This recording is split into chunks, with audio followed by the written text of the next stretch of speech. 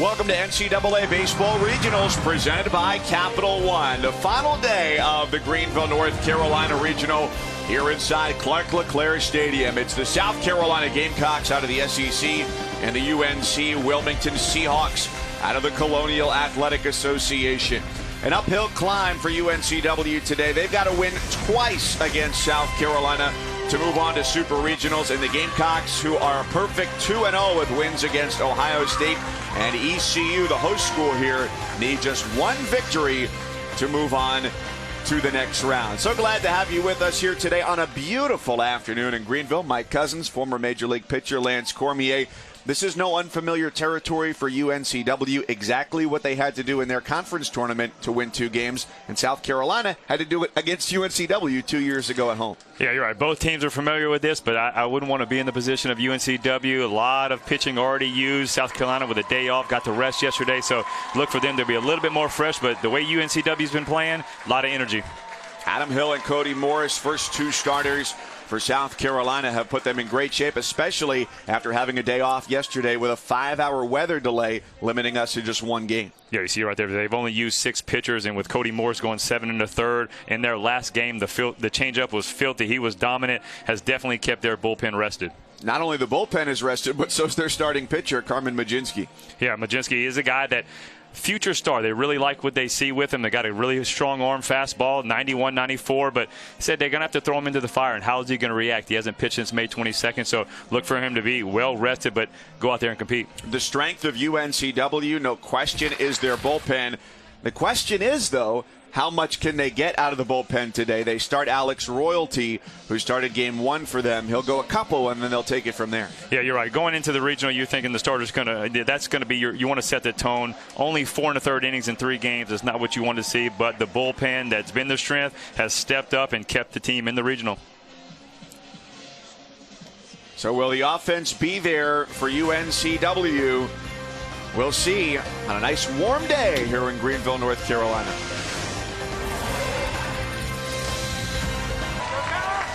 South Carolina, UNC Wilmington, ready to go in the regional final. Just 1 win needed for USC to move on to Supers for the 2nd time in 3 years. Alex Royalty and UNCW need a pair, and it starts right here with the junior on the hill. Well, I look for him to have a better outing with the fastball, 4-seam, 2-seam. To me, he needs to really establish the inside part of the play with these South Carolina hitters. But sometimes that first game, you're a little nervous, a little anxious. So being able to get that out of the way, look for him to have a much better start. Danny Blair gets his 10th start of the year and the 2nd of the postseason for South Carolina.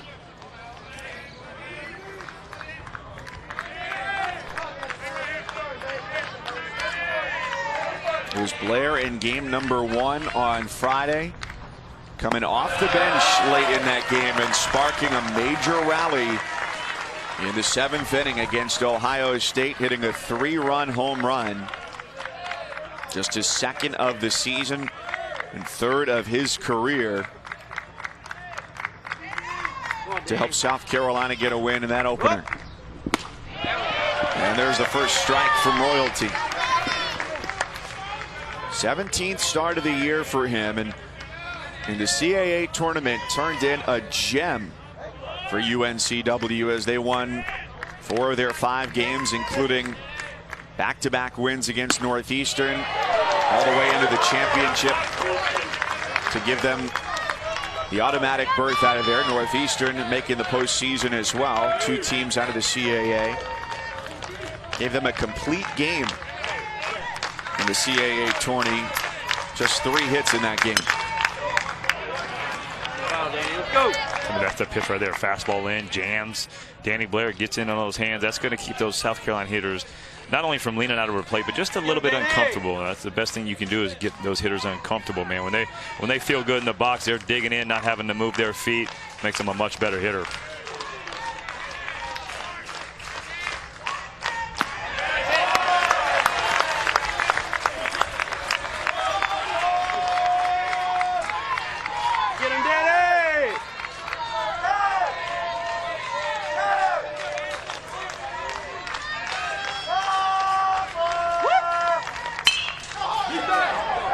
Freshman shortstop Jones goes across the bag, and it's plays where he's had to move over the course of this weekend, long distances where he's had some trouble.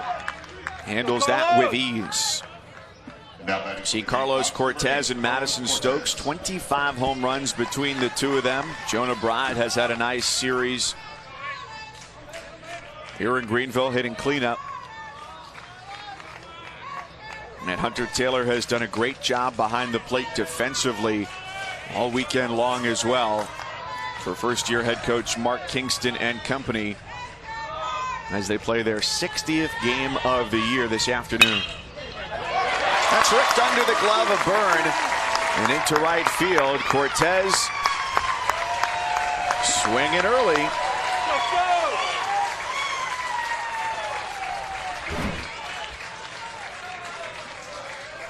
Meadows, Bridges, and Brown around the outfield. And Canada, who's bounced back and forth between DH and second base, gets the start today in the field. And the durable Ryan Jeffers doing the catching for Royalty. How about that play Zach Canada made last night? First out of the 9th inning. Up the middle, backhanded dive from the knees, threw the runner out. And that was a huge play to keep the leadoff runner on. So he earns a consecutive start out there.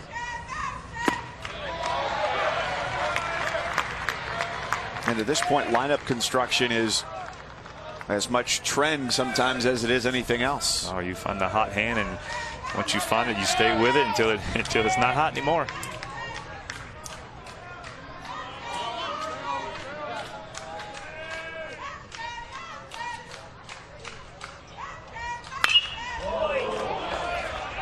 Stokes out in front.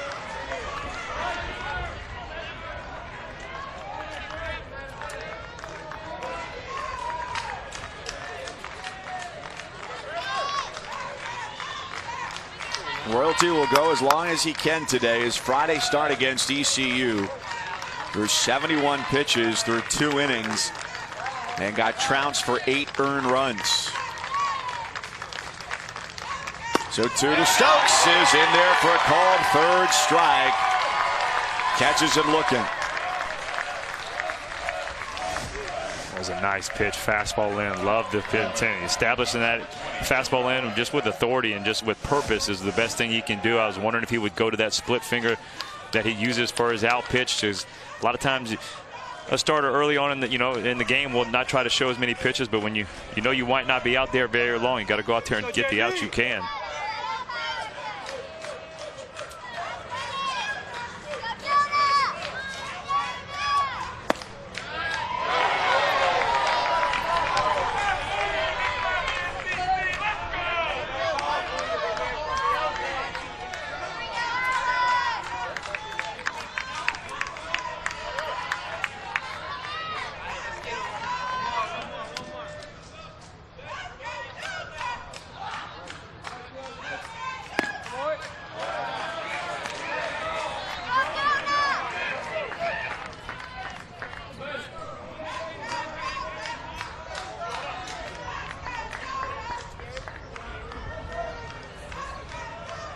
One and one for Jonah Bride, who's already driven in 3 runs in the tournament.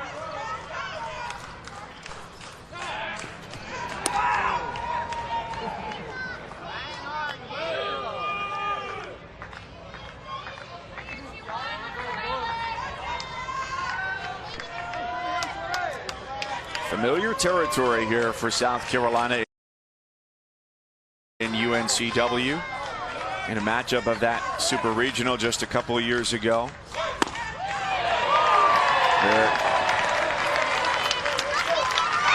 There was a loss to Rhode Island in game number 1 for South Carolina, so they had to stave off elimination in back-to-back games just to get to the regional final before their offense gave them a huge boost in back-to-back games, winning 10-1 and 10-5. Against UNCW. 1-2. And a second opportunity for Jones in the inning. He looks good, and so does Royalty. Here come the Seahawks to the plate, bottom one. South Carolina playing for its 13th Super Regional appearance. Only Florida State and Cal State Fullerton have more. And it's start number 6 of the year for Carmen Majinski. And it comes here on the big stage. Yeah, so we talked about the fastball. It's a power arm. Numbers don't necessarily show what type of pitcher he can be, because a lot of times as a freshman it's a big adjustment coming into the SEC. But they really like his future and expect big things from him. Top of this order for UNCW has done a great job getting on base.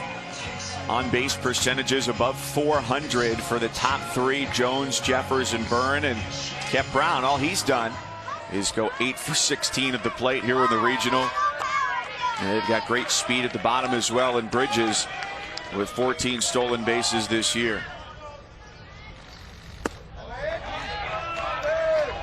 You look at the numbers, and the Seahawks, the best number 4 seed in this tournament when the field was drawn, with an RPI of 65, and probably could have been a 3 seed, but hey, that's the way it goes. But they come into the tournament just inside the top 200, 199th in batting, 182nd in scoring. But when they've needed to put the runs on the board, they've been there, as was the case last night. That 9-run 5th inning, holding off ECU and eliminating the host Pirates. That does show why they're only 4 seed, still active, going on right now, and with the chance to advance. A lot to do, a lot of work, but still possible. And a quick word on ECU as well. It was really, I think, positive sentiments all around for what Coach Godwin was able to do from 2017, when they finished last in the American Conference, to this year being able to host a regional. And there was a lot of support around the program yesterday as Taylor takes that foul tip. But just about the type of season they had, because for most teams they don't get this far, and so they played very well, played with great energy, enthusiasm, aggressiveness. And it's an accomplishment in and of itself to not only make the postseason, but to host a regional. Yeah, that's exactly what I took from the style of play at ECU. Just a lot of energy and aggressiveness. And so if you continue to play like that, and talking to Coach Godwin, the recruiting is doing good for next year. So he expects to bring in players that are going to come in and produce for him. And I mean, who wouldn't want to play with a coach with that kind of energy?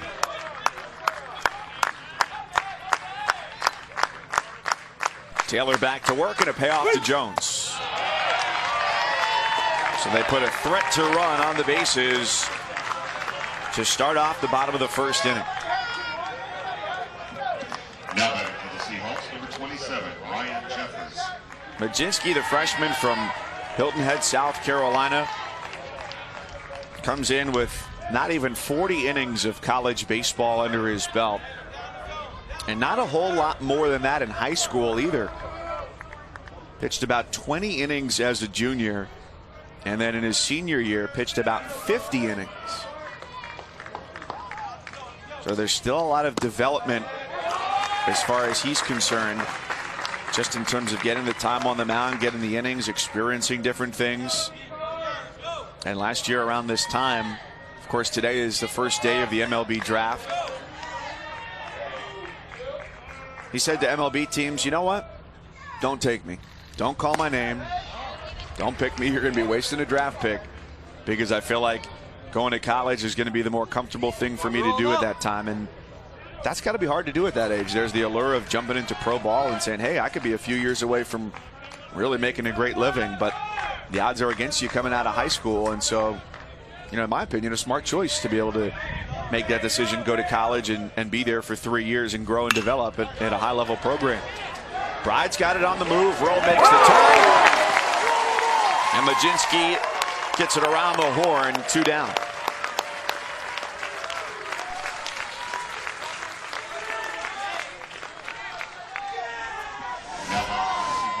Oh, this is big for Majinski. Leadoff walk, not what you want to do, but nice pitch comes through. Bride to Rowe.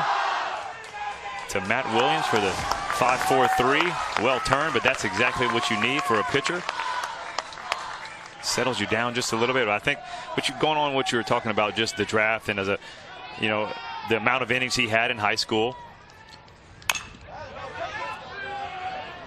Here comes Bride again with a bare hand. And even if he got that cleanly, I don't know if he would have had a play on Byrne, who's got the infield single. Yeah, so when you're talking about a guy that's just getting a chance to pitch, still has a lot of development. You're right. He needed somebody around him, whether it was a high school coach, a dad, an advisor, to go, look, I know it seems great to want to go play pro ball, but that's when you're going to get swallowed up for the most part. You're a young kid going out there to live on your own, and all of a sudden things are going to be, it's a long season, so I thought it was a very smart decision. You can learn to develop, take 3 years, and let you grow into your body, just basically learning how to pitch, and a really good place to come here to South Carolina to work on that. But so that's why they have some high hopes for him, because he does have a lot of tools.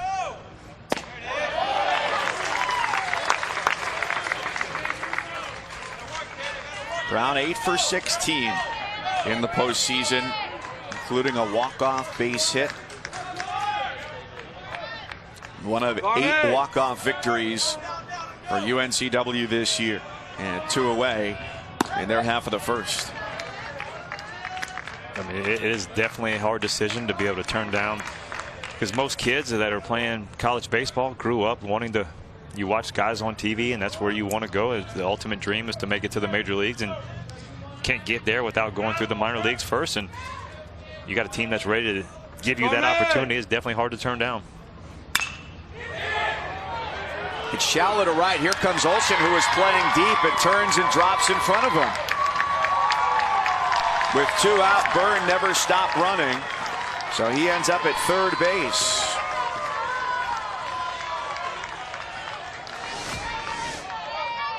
Oh, inside out. Nice pitch. I thought it was just jammed, but Jacob Olsen just a little bit too deep. The power kept Byrne to show this regional, but Mason Byrne reads it perfectly.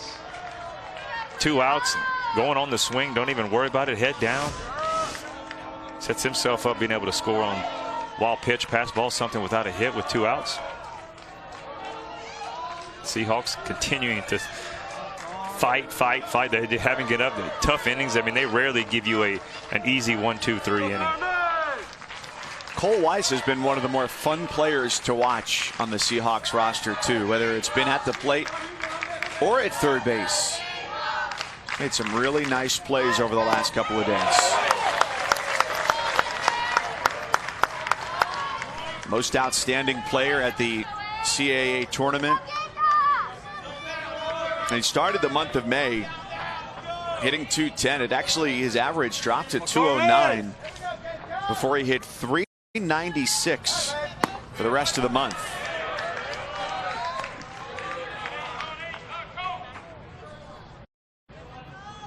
So getting his bat in the right place at the right time. He's got Byrne at third and Brown at first.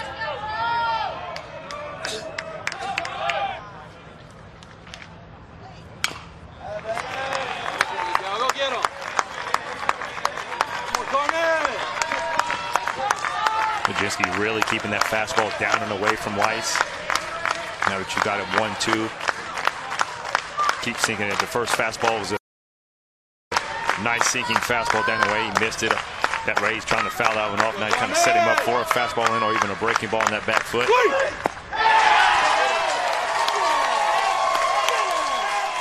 50 wins and no losses between those two. Jeff Horn has vowed to fight, in his words, like a mongrel in that bout. That'll be a fun one in Vegas. You got a native Australian, and then Crawford. How about this for college baseball? Little tie-in. He's from Omaha. He couldn't work out any more perfect than that. Yeah, big thing about Bud Crawford moving up to a weight class to fight, moving up to the 147. When's the last time you weighed 147, Mike? A long time ago, probably. Has to be high school for me. Early high school.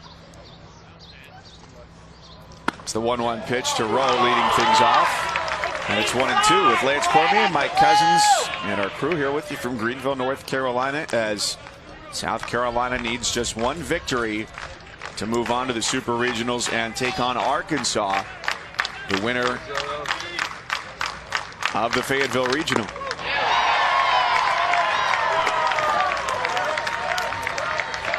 Second strikeout in the first 5 for Alex Royalty. And he's done that by setting batters up. 4 of the 5 he's faced have seen a first pitch strike. Telling you, I really feel like that's the first start, getting all that anxiety and just sometimes just nervousness. You don't want to admit it, but it just is there. It's a bigger stage, and sometimes you can put that pressure. So getting that start out of the way, no matter how good it was, is definitely going to help out Alex Royalty.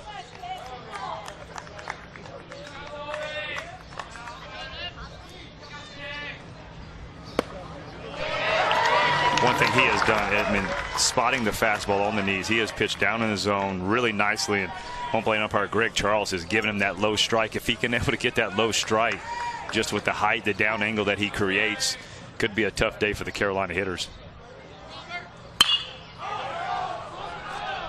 Tolbert elevates it. Canada out and Brown is in.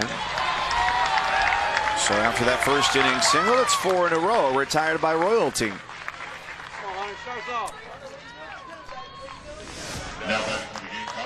Right here, this is what you need, kids. Game things like it's going to get faster. You got to slow it down. Deep breath. Go out there, step behind the mound, gather yourself, and then walk back up. And Alex Royalty has done a nice job so far.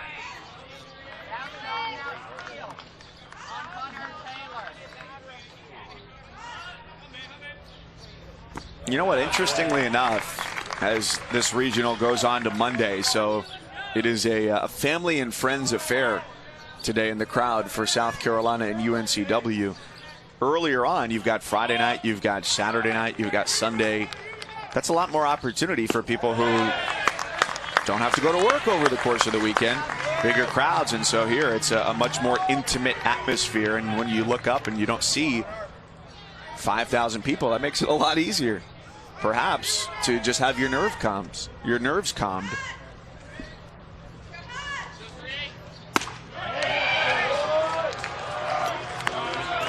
looking in the stand. You're probably seeing parents, grandparents, and girlfriends most likely. Way ahead, Hunter. Let's go.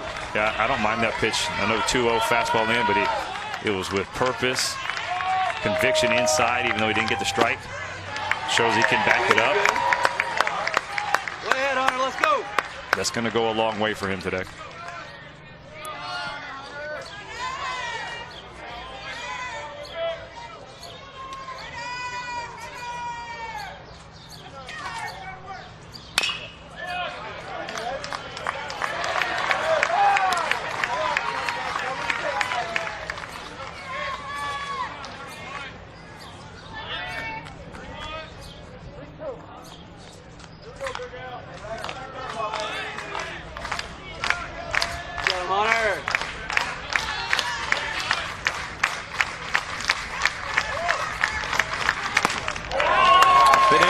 Fastball, and that's his first walk as he vied for a 1-2-3 inning. Taylor is aboard to bring up the number 8 hitter Olsen.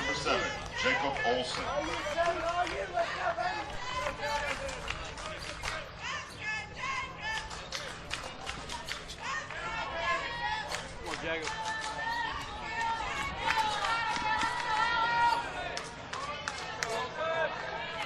71 pitches for Royalty on Friday against ECU.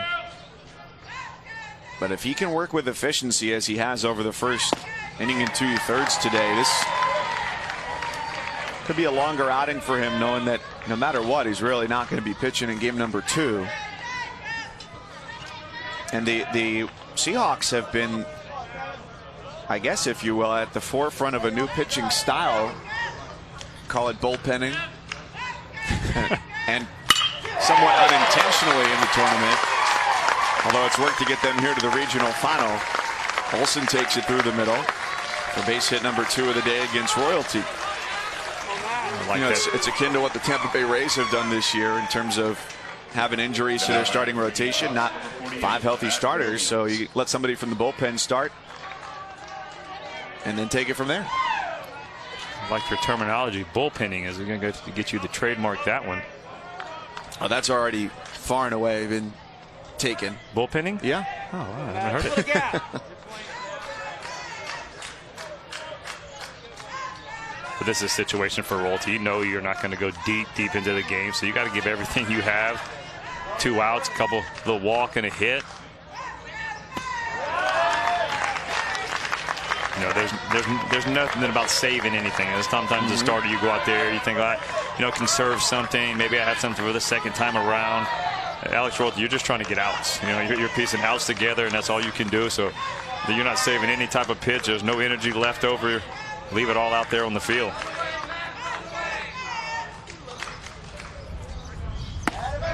And the senior Williams sees the count even 1-1.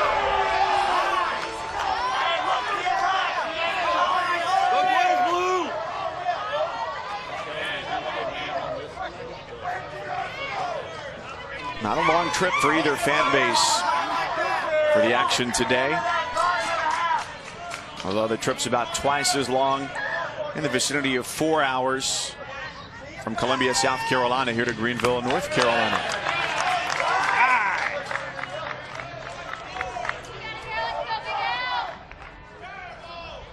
Emotional support. Emotional support.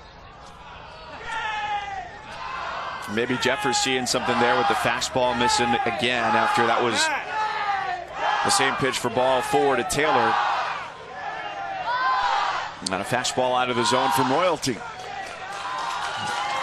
Gamecock fans are trying to make a little noise, though. A little chant going on.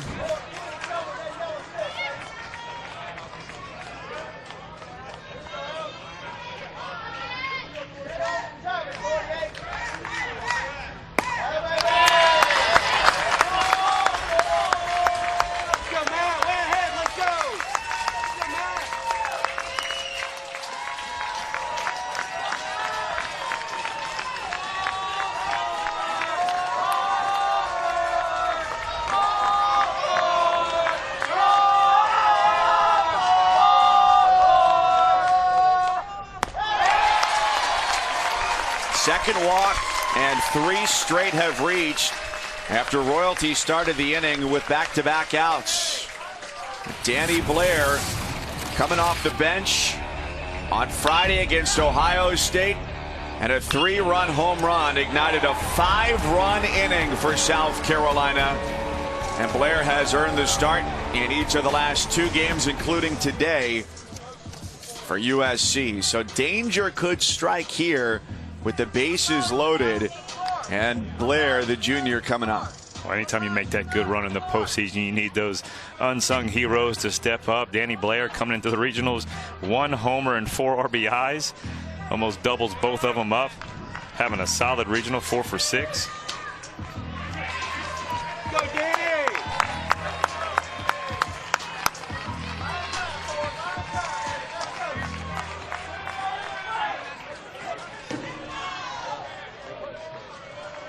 Matt Williams, the pitching coach, trying to help things simmer here in a tight spot early on.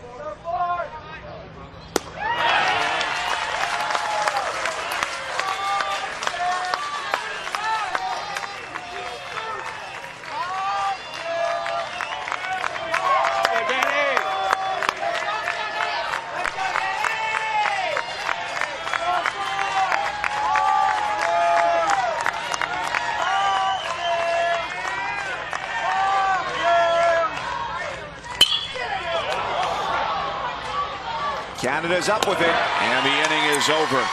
Royalty leaves the bases loaded. Nerves of steel from the junior. You're watching the NCAA Baseball Regionals presented by Capital One. ESPN's Keith Law, his mock draft. And you've got college players there among the top 7 picks, including Auburn's Casey Mize, projected at number 1 overall. The draft gets going tonight, rounds 1 and 2, plus all compensatory picks there at 7 Eastern. A lot of guys' lives are going to change in a positive way. A couple Florida guys, Brady Singer, Jonathan India. Singer's had, I mean, we've had some pitchers that have put up some video game numbers throughout the year. Brady Singer 11-1 with a 2.27. Already at 95 innings pitched. India absolutely put himself, he was a top about 80 prospect, and all of a sudden solid year he's put up. Player of the year in the conference. Jumped into the top 10. Who was the most impressive player as you broadcast living near the University of Alabama? A good handful of those games that you saw in the conference come through Tuscaloosa this year. Let's go back to that. Let me think on that. Ponder. But yeah, you put me on the spot and trying to go through the teams we face. I know McGovern at Georgia is really, really good. Had an outstanding year, but let me come back to you on that. I didn't want to startle you. I know that you're digging in on the Crawford Horn fight this weekend in Las Vegas, so I don't want to put too much on your plate. That's available on ESPN Plus, by the way, this weekend. I subscribe to Keith Law, does a newsletter that he sends out, and it's cool to hear things from his perspective as well, because you saw it look him on the screen there. As Schaefer is strikeout number 2 for Majinski. Mock draft 3.0. So as the season goes along, performances change, and what teams are looking for can vary from, of course, will vary from team to team. And he says he's changed the way he goes about it. Cody Morris, a potential draft selection early on for South Carolina. As he goes along, you get to the end of it, it's so easy to overthink projecting those things, because you look at it and you say, all right, well, 1-1, that's a pretty easy choice there, cut and dry. But you might hear one thing from a scout and then talk to a front office guy and he'll say, oh, no, we're not considering that guy at all. So to be the prognosticator of the draft can be difficult too, because for as much as it seems like player A's abilities might fit with team A's needs, that may not be what the draft board looks like at all for that team, and you don't know until the picks come out. Yeah, you get a couple teams to all of a sudden stretch on a player that they feel like they really want or they could sign. Sometimes teams feel like, hey, he's unsignable, and all of a sudden you don't want to waste a pick, like we talked about Majinski. Hey, don't waste a pick on me. Well, some teams will do that, and if all of a sudden a team does that and it opens up, man, it can just create havoc on the draft board. But you're right, a lot of guys with differing opinions on players. You know, that's what's so hard about the draft, man. It's the projectability of certain guys, how they're going to do. Especially the hitters have aluminum bats in their hand. All of a sudden they're going to get wood bats whenever they go into pro ball. I've seen some outstanding college hitters roll into pro ball and all of a sudden can't get above that 220 mark just because of the bat. And the choices, too, from the draft room as well. Months and months go into that, of trying to figure out what priorities are. Meadows with the inside-out swing. Olsen finds it for the second out.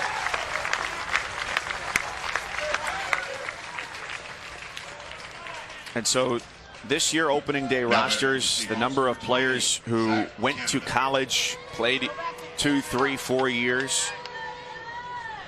You know, it's certainly in your favor if you went to a 4-year school, as we were talking about with Majinski, who said, hey, coming out of high school, I know I'm not ready to try and go into pro ball. And the odds are certainly against that. And there's so much that goes on behind the scenes, too, of people who don't know about the world of amateur scouting, of people who travel the country day in and day out, going to watch junior college, going to watch college games.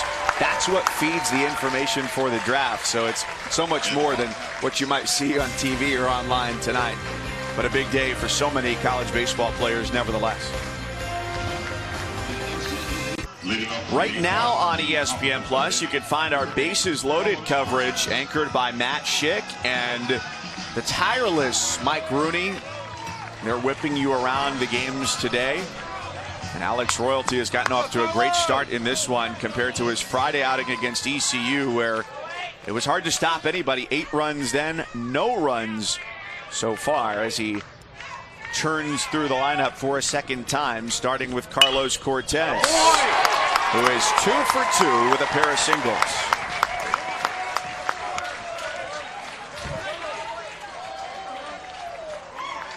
speaking of our bases loaded coverage,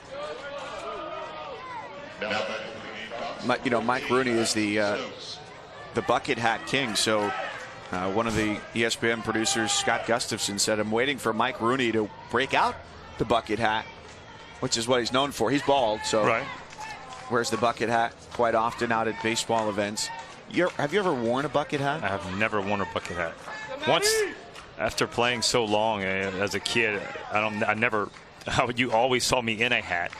And once the career was over, I don't know how many hats I've ever worn since then. I spoke too soon, by the way. Bases Loaded will be coming your way at 2 Eastern on ESPN Plus, the ESPN app, and on ESPN.com. So you can follow 5 more super regional bids to be handed out today. All the action with all of the games starting concurrently at 1 Eastern today. So the bucket hat I have found to be quite a versatile tool. You get great sun coverage, 360 degrees. You may not look cool doing it, but let me tell you, your skin cells are thanking you. I think if you get the right one, and that's something I need to look into, is doing a little more yard work as we bought a farm and having to do that stuff. I told my wife she needs to get a bucket hat. She likes to get on the lawn tractor and go cut the pasture.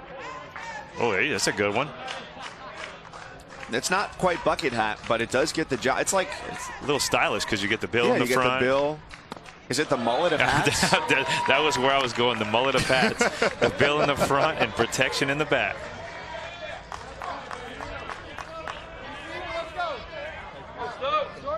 And the quality of bucket hats can vary greatly. We've got you on camera. He's got somebody else on camera. That's an Inception moment right there. But because the bill of the hat can be very rigid or it can be floppy, so you got to determine what your price range is. Yeah, the last one we just saw. How far you're willing to go with the bucket hat. The last one we just saw was a little bit more of a safari type bucket hat.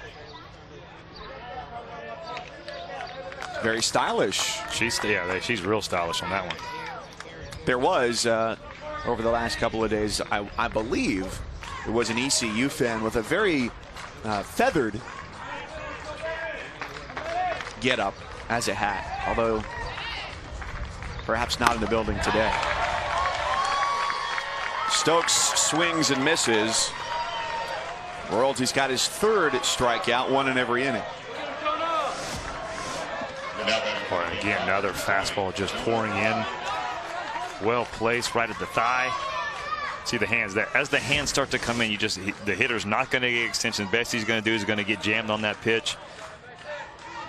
Got to establish the inside part of the plate, and I really love when the starters do that. As a bullpen guy coming in there, it's tough to start to establish it on your own.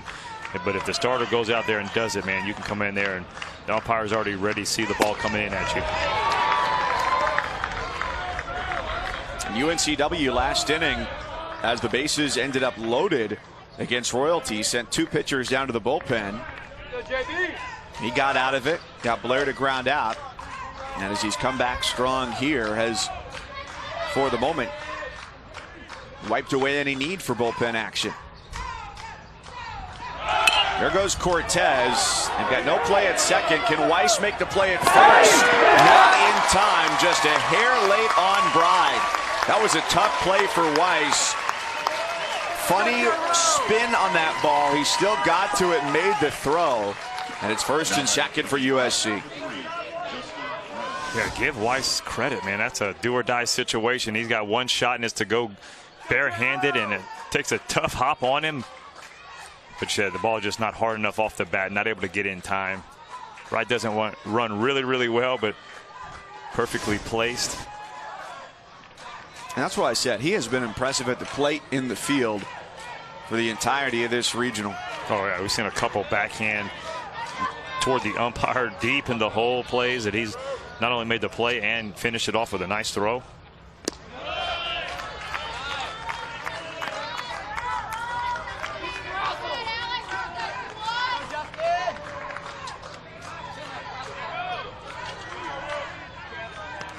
Justin Rowe, the native Californian.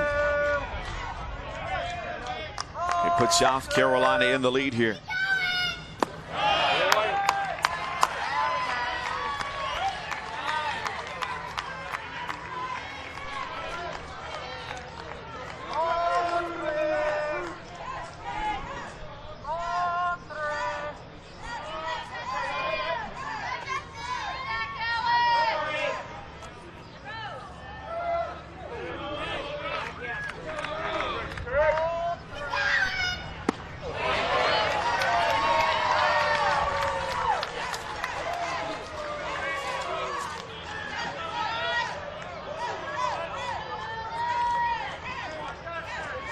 Ro's also a big baseball card collector. Says he's got more than 10,000 of them in a room back at home at his parents' house to store them all. 10,000. That's awesome. That's something that you don't hear these kids nowadays wanting to collect baseball cards. I mean, that was huge when I was growing up. I mean, I don't know if I have 10,000, but I got boxes that I've kept in binders and protective cases and handed off to my son, and he'll get up there and he plays this game with me. Sit there and he'll flash it, he'll just name a name, and I have to guess who he plays for in what position. I'm like, man, these guys are when I was 6 years old. How am I going to remember this? And he laughs every time I miss it. Now 3-2. It'll be like the 25th man on the roster that when in 1987 when I was 7 years old, and if I don't guess his position or what team, he starts giggling at me. It did used to be really cool to be able to open up a pack of baseball cards before you could just get online and get all those numbers.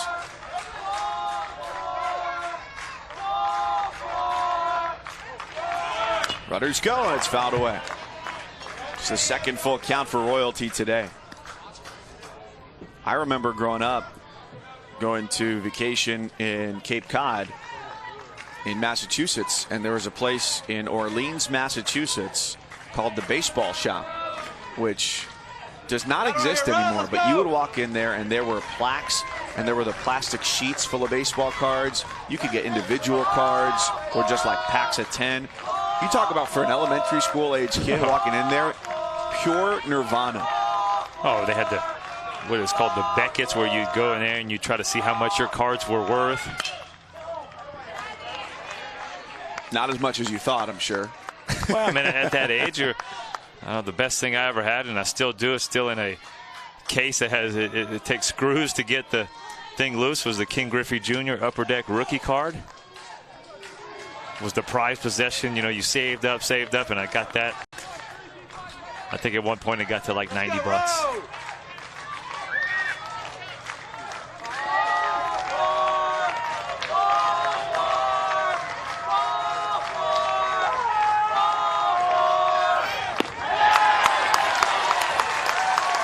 And the bases are full for the second straight inning.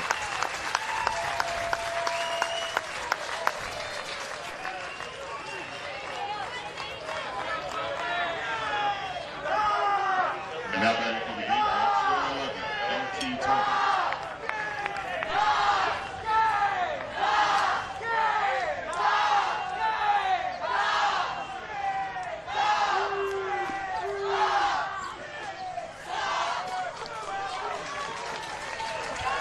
So there's bullpen action once again. Second straight inning for UNCW as Luke Gazelle gets ready to loosen up.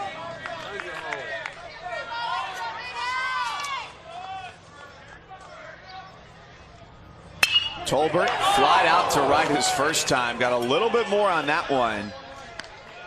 And just to the right of the bag.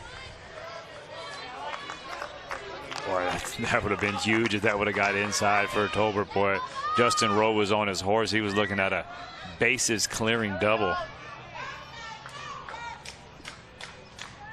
And we talk about fresh arms. Luke Gazelle only has one inning under his belt this weekend, so he's the guy who could probably give you a multiple innings, which is what you need when you're having to warm up in the second and the third inning.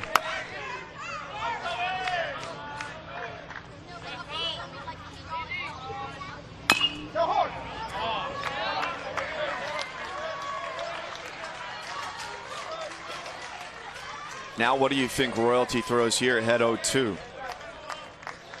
I think he goes back to the changeup away. He's got him pull heavy right here. The first ball got the head of the bat out, and another pull, weakly pulled on this one. So I think as you think he's got that the head of the bat is getting out, so you want to try to start speeding him up a little bit more. He's sped up, so you want to slow him down a little bit more too. So go change up a little bit off the plate away, 0-2, so you have some room to work with.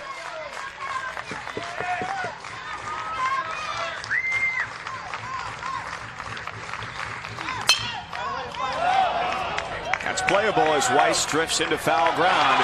A huge second out.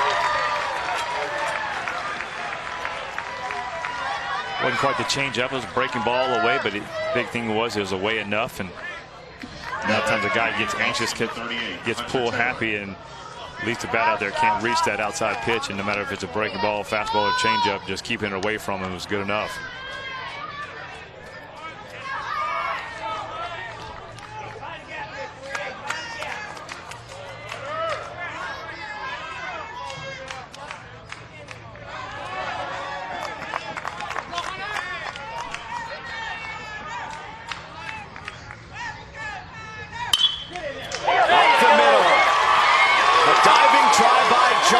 Smothers it in the dirt, and the Gamecocks run the bases to perfection.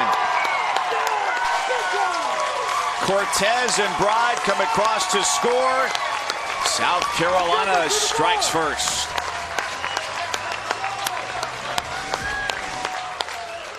Boy, gets just enough of that fastball up the middle. Greg Jones almost comes up with a huge play, but as it kicks off his jump, kids at home, watch the base running by Hunter Taylor. Heads up. Nobody is there at second base, and he never slows down. 2-run single.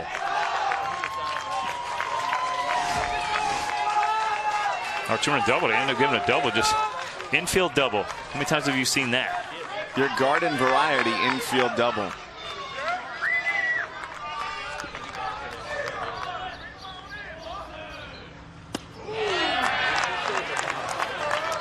Here's Olsen, the 7th batter of the inning.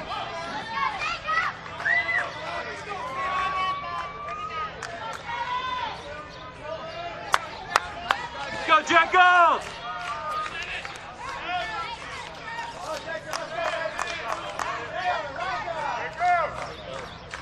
Second and third, 2 down, and a 2-0 count.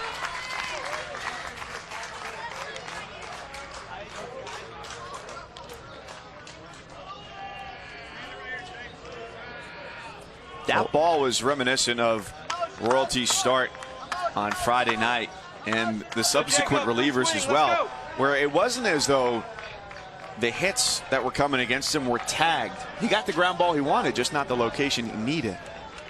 Right, and it's also, I mean, not saying that play has to be made, but it's one of those plays that if Jones is able to just pick it up, maybe he didn't throw anybody out, but all of a sudden it's still a 1-0 ball game. But it clicks off his glove, goes a little further.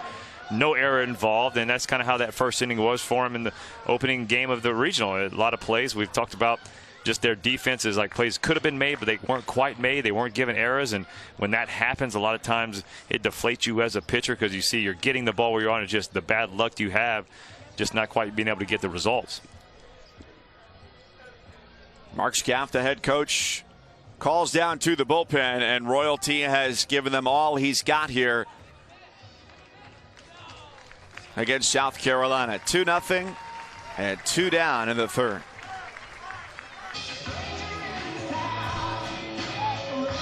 Second appearance of the regional for the sophomore Luke Gazelle, who worked on Friday against ECU. And so he comes in here, difficult spot, 2-0 count, 2 down and 2 on. Trying to limit the damage, Lance, and just keep it to a 2-run third inning for South Carolina. That's exactly what you just said. Limit the damage. You're in total damage control right here. Just trying to get that fly ball easy out, trying to get back in the dugout, keep it at 2-0.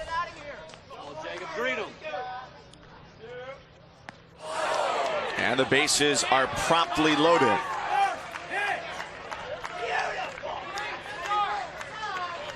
Not an easy position to come in, already 2-0 to the hitter. Knowing you got to make your best fastball, tries to go in just a little bit too tight.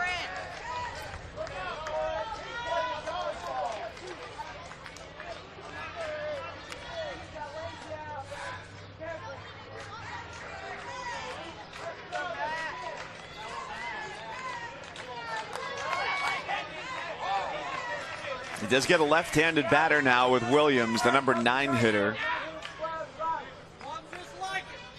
Rowe at third, Taylor at second, and Olsen at first.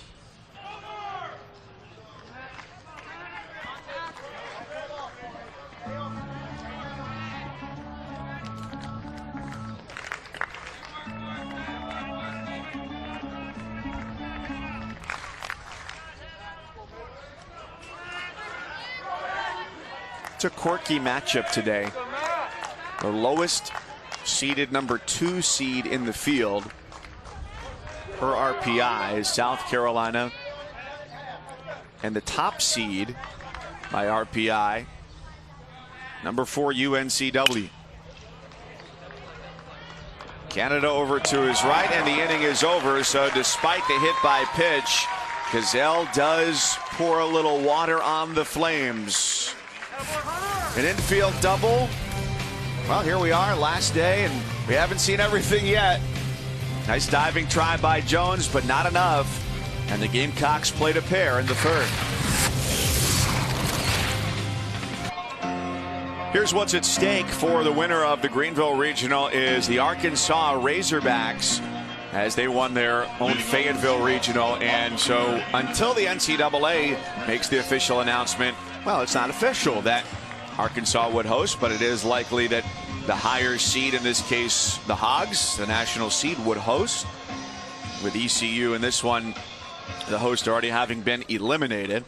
And so it'd take 1 win for South Carolina to match up with Arkansas, and 2 victories for UNCW to claim the crown here in Greenville. Strike 1 on Noah Bridges. This completes the first time through the order for the freshman pitcher Majinski. Meanwhile, it's already been 2 full trips at the plate for South Carolina, as they've plated 2.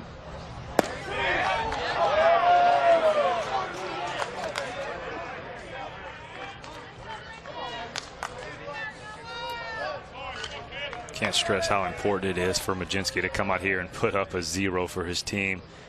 Fought hard, scored some runs on a big hit. He's got the defense working behind him. He's retired 5 in a row. They've already turned a double play as well. Justin Rowe coming across. Look how quick from the glove to the hand, and throwing across his body, had enough arm strength. Just in time for the out. Right, those ground ball outs quick like that, that's a big plus for Majinski. South Carolina trying to get to the Super Regionals for the 13th time, as UNC Wilmington looks to win a regional for the first time. Let's go. The 9th overall postseason appearance for these feisty Seahawks, all of which have come since 2003. And Jones takes first base.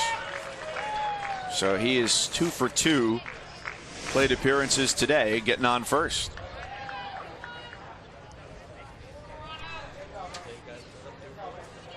Hooked it a little bit, got the inside of Jones's foot and then the inside of Hunter Taylor's ankle.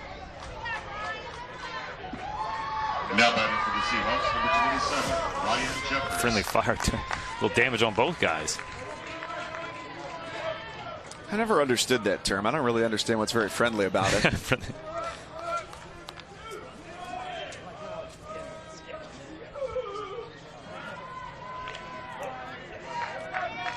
Ryan Jeffers grounded into the aforementioned double play in the first inning, after he had Jones in front of him reach on a walk. If you want more coverage of the Division I baseball tournament along with interactive brackets, go to NCAA.com.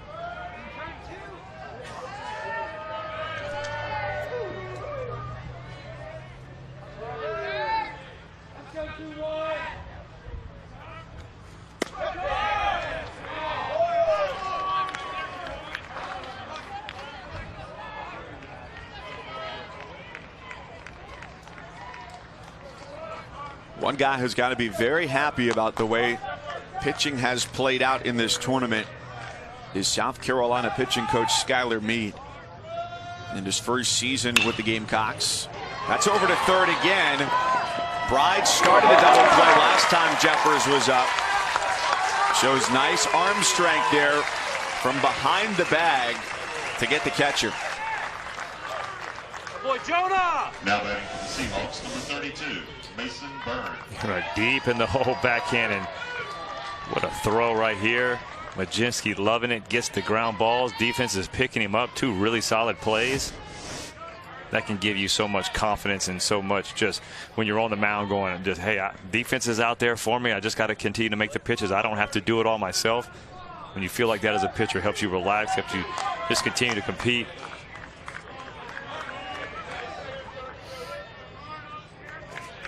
It allows Majinski to face Byrne here, trying to finish off 3 scoreless innings to start this one. Well, that may not be the case. Jones around third. With those lengthy strides, there is no shot for anybody in baseball to throw him out at home plate. And UNCW cuts the lead to 1.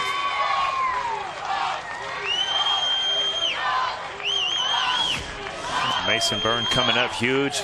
Up the middle. Watch how Justin Rowe almost gets. That's the second baseman on the shortstop side of the infield. They almost had him played perfectly. Pulled it just enough. And you're right, Mike. Nobody's going to throw out Greg Jones. Runs as good as anybody in college baseball. Been hobbled with a hamstring tightness and just got hit in the foot, and he still was fast. That's only the 4th earned run allowed this weekend by South Carolina. Tells you how good their pitching has been. 6th run overall, the 4th earned run for 2 games in here into the 3rd today. You're tough, Blue.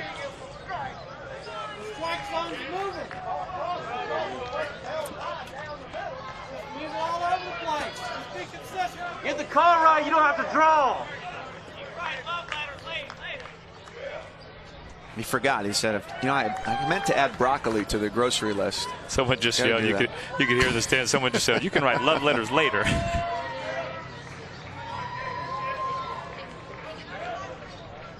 Well, it's good to know that the creativity from the following and the seats has remained at an 80 level here on the final day in Greenville. They had all day, the Gamecock fans, to think about what they wanted to. Kept Brown at the plate. Skylar Meade makes a visit to the mound. He knows he's a dangerous hitter. The elimination game against Ohio State. And a walk-off single for Brown, giving them their 8th walk-off win of the year. They've had, what is it, a dozen? 13. 13 last at-bat victories. 8 of those walk-off wins. And Brown an RBI or a bloop single in the 1st inning. And we spoke to him after that game. He told us the ability to believe that you can do it no matter what the deficit is and what point at the game it is a critical factor in those comeback wins. You're talking about 1/3 of their wins. 39 wins, have 13 of them in their last at bat. That's truly believing. That's a lot of wins late in the game. And it had just been one guy. I think 6 or 7 of the walk-offs have been different guys. I mean, it shows you that up and down the lineup, all those guys believe in themselves. And he said it's just a team thing that they have, and wasn't anything spectacular. Just started on day 1, opening day. They walked off a team, and he said it's pretty much continued since then.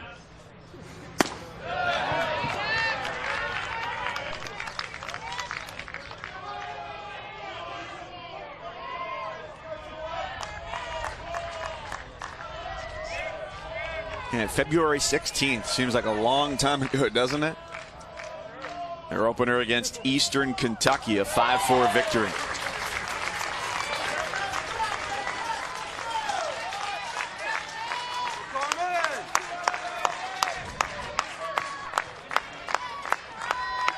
The advantage, though, to be in a school as far south as they are, it's everybody else that wants to come to you at the beginning of the year. Do anything to stay out of those cold temperatures. 3-2, that's foul.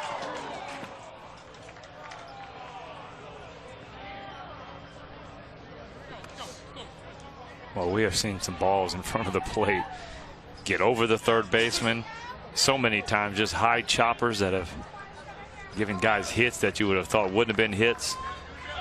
That was almost a tough play.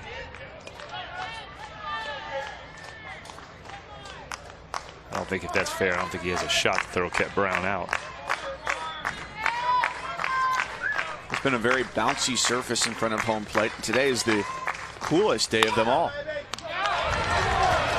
Majinski on to Williams. It was 2-0 when the half inning started.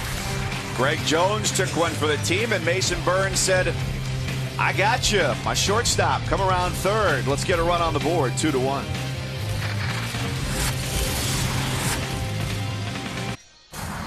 You're watching the NCAA Baseball Regionals presented by Capital One.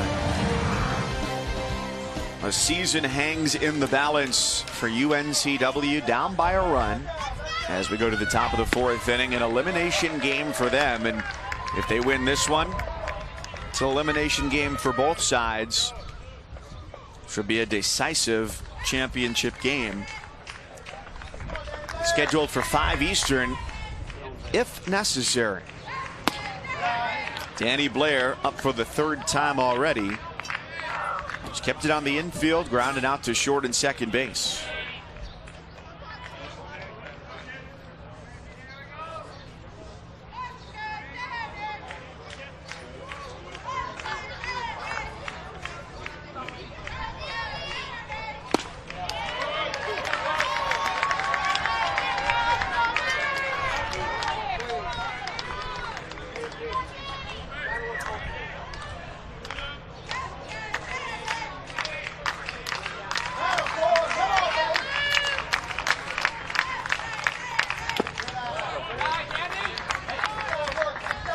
He's one of these little pesky hitters, man. Just tough guy, a little tough to throw to. You see he chokes up on that bat. Short, quick to the ball, little strike zone. Those are the hitters that really gave me the toughest time. Just seemed like every time you thought you made a good pitch, they just slap it in the dugout, foul it off, continue to keep going. So in that situation then, which is a little bit different at this level, because the catcher's not calling the pitches. Here comes a 2-2. Strike 3 called. Do you start cycling through your head of, I want to do this, I want to do that, or do you hand it over to the catcher and say, you know what, we've worked together long enough, at least hopefully that would be the case, that I'm going to trust whatever signs are being put down? When you're talking in college, I mean, it's usually the pitching coach. Very rare you'll see. A couple schools will allow the catcher to go, and that just depends on how experienced the catcher is. And if you have a a junior catcher that's been in the lineup for a lot of his career, they'll maybe give him the opportunity, or maybe just a certain pitcher he has the opportunity to call, a guy that knows what he's doing. But at school, our head coach called the pitches, and I mean we had flexibility. You have to throw the pitch with conviction. So if you don't believe in it, you can't throw it. Cortez making believers out of anybody who watches him play. Yeah, he's another short guy, but he's 3 for 3. If you want to, speaking of throwing, they might want to throw something else besides fastballs to Cortez. Carlos Cortez is on the heater always. 3 solid hits already today. I love the look at that hard turn just to make sure, draw that throw. Let's go. Never know what's going to happen. You make that hard turn. You kept Brown lollipops it in there, but 3 for 3. That's a way to start the regional final. But going off, you gotta have the conviction to throw. So if you don't feel comfortable with that pitch, you have to have the right to be able to shake. And we did have the right to shake, but you better make a good pitch. You better not give up a hit with that pitch. Could that get taken away from you, that right? No, I mean I think now if you went out there shaking a lot and you didn't have success with it, he'd let you know, like, I'm calling these pitches for a reason, and you'd have to understand it. Cortez runs, Jeffers throw. He came off the bag, and there was the opportunity to go back and get him. He sure did. That overslid at second base. It was a nice slide getting over there, but we've got a batter's interference coming across the plate.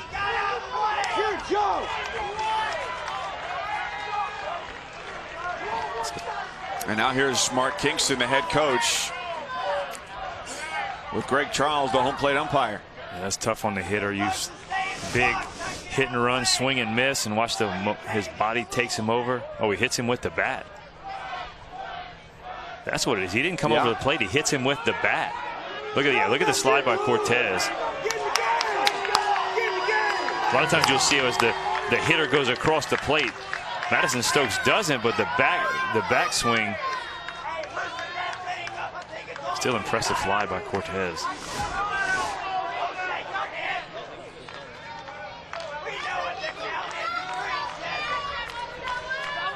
And it's 0-2 on Stokes. Cortez still at first. Meanwhile, Stokes, Cortez has gone 3 for 3 with 3 hits. Stokes trying to avoid going 3 for 3 with 3 strikeouts.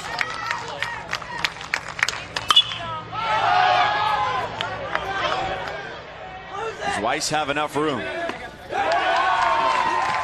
That's a tricky spot there. That's a much shorter railing than you see at a lot of parks there in front of the dugout. Fortunately, it's his dugout there. Yeah, and he had to come around and see it sticks out where the camera rail is, so then he can come inside of it. Does a nice job there. So he puts the hand down, finds the railing. That way you know where you're at. Mike, you get a chance to see the Georgia third baseman that did the same thing. He had to lean over the rail. I think they said the coach said he broke his nose. He face planted on a handrail, not the padded rail, but there's a handrail under. So shows how dangerous those plays can be if you don't play it correctly.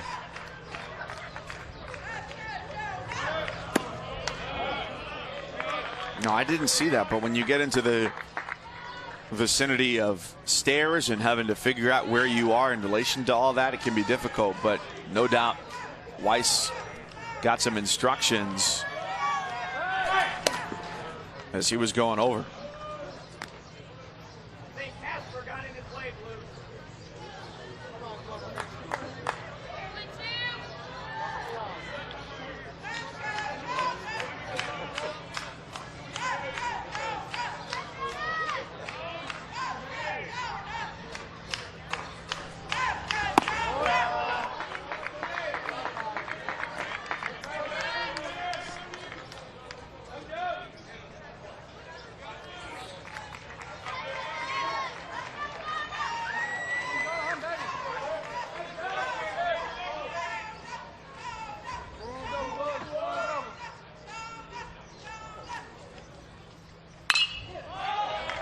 Bride saw his pitch on 2-0, and Bridges, with a long way to go in from center field, has to tap the brakes to make the play.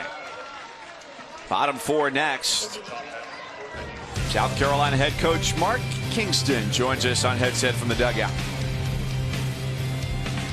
South Carolina needs just one victory today to move on to face Arkansas in Super Regionals. Their head coach Mark Kingston joins us now. Can you take us back to the play just moments ago where Carlos Cortez was trying to steal second base and what exactly that conversation at home plate yielded? Yeah, we were told that there was backswing interference and that the runner had to return to first base.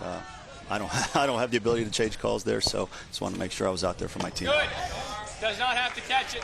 Well, Coach, what's the ruling? Sometimes you'll see the guys as if he comes across the plate, that's when they're calling him out, and if it's just the backswing interference, they just put him back on first? Correct, and apparently that was the interpretation there. Okay. Well, talk to me about Majinski. You talked about future star. The numbers weren't quite there, but he's pitching like one tonight. Well, he's a freshman that's talented and has been a little bit up and down throughout the course of the year, but he's gotten better. He's made progress. Coach Meade's done a really nice job bringing him along. He's a guy we have confidence in today. What has the last year of life been like for you, where a year ago you're living in Florida and probably, you know, you wouldn't have imagined you'd be in Greenville 365 days later? Yeah, it's, you know what, life throws challenges at you all the time, and you kind of trust whatever the plan is, and you go attack life. And so this has been a great challenge for us. It's been tremendous, brings us tremendous pride to be part of this program, and so we just want to make it the best program it can possibly be. Mark, we appreciate your time. All right, thanks, guys.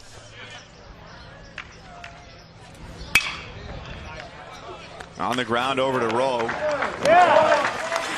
And Weiss is the first out here on the last of the fourth. Now batting for the Seahawks, number 35, David Schaefer. It's proved to be a great hire for South Carolina with Mark Kingston, who was hired in June of last year after 3 years at the helm at South Florida. Prior to that, coaching for 5 years at Illinois State. And got both of those schools to the postseason. So regional squad all 3 years at USF. Got them there for the first time in 13 years. And he's a very even-keeled guy. That's out of play. And 0-2.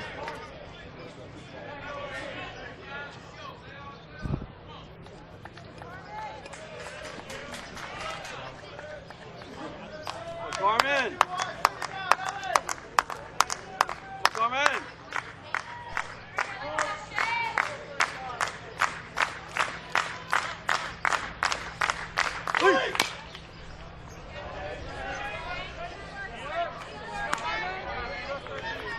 There's 53 pitches at this point for Majinski.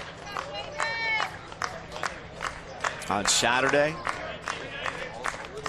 they got 7 1/3 for Morris, a career high for him.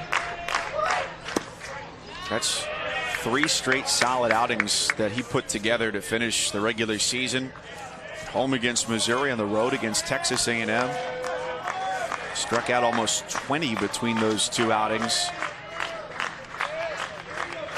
And Majinski has yielded just 3 hits so far after not pitching since May 22nd. What a luxury that is, to be able to dig into your starting rotation and say, well, here's a guy who's had plenty of rest going up against the team that's averaged almost 8 innings of work from its bullpen over its first 3 games. You got to think you got the advantage there. Bridehouse out number 2 in the glove. Well, if he continues to pound the strike zone like he has and keep the ball 4s off, I mean, that's exactly what you're doing. The defense is there for him. Made a couple nice plays already. So just relax, have fun out there, throw strikes, and that's the name of his game so far.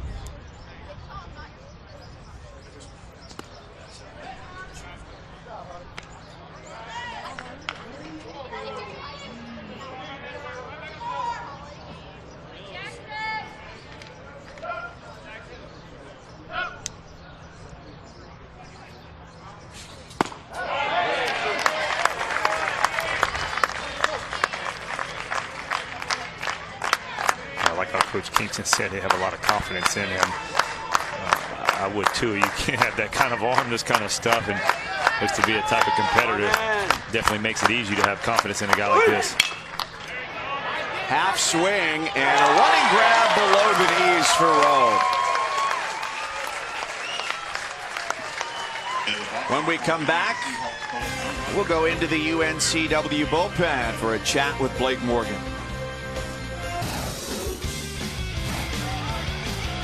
Blake Morgan yesterday against ECU not only had to wait through a long rain delay, but came up huge. 4 innings, just 1 hit to get the save and eliminate the Pirates of ECU and earn a trip here to championship opportunity. Hey, Blake, you've got that nice belt there. We're going to ask you about that in a second, but what was it like for you having to sit there, wait 5 hours, and then know that you're pitching literally with the season on the line?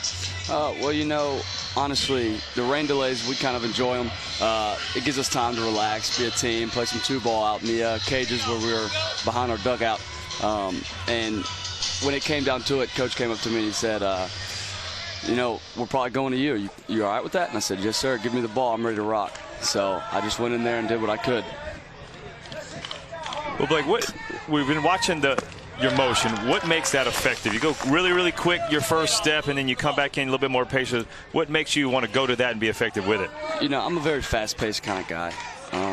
That's just how I do most things. So when I get up on the rubber, I do the same as I do when I'm just chilling at the house.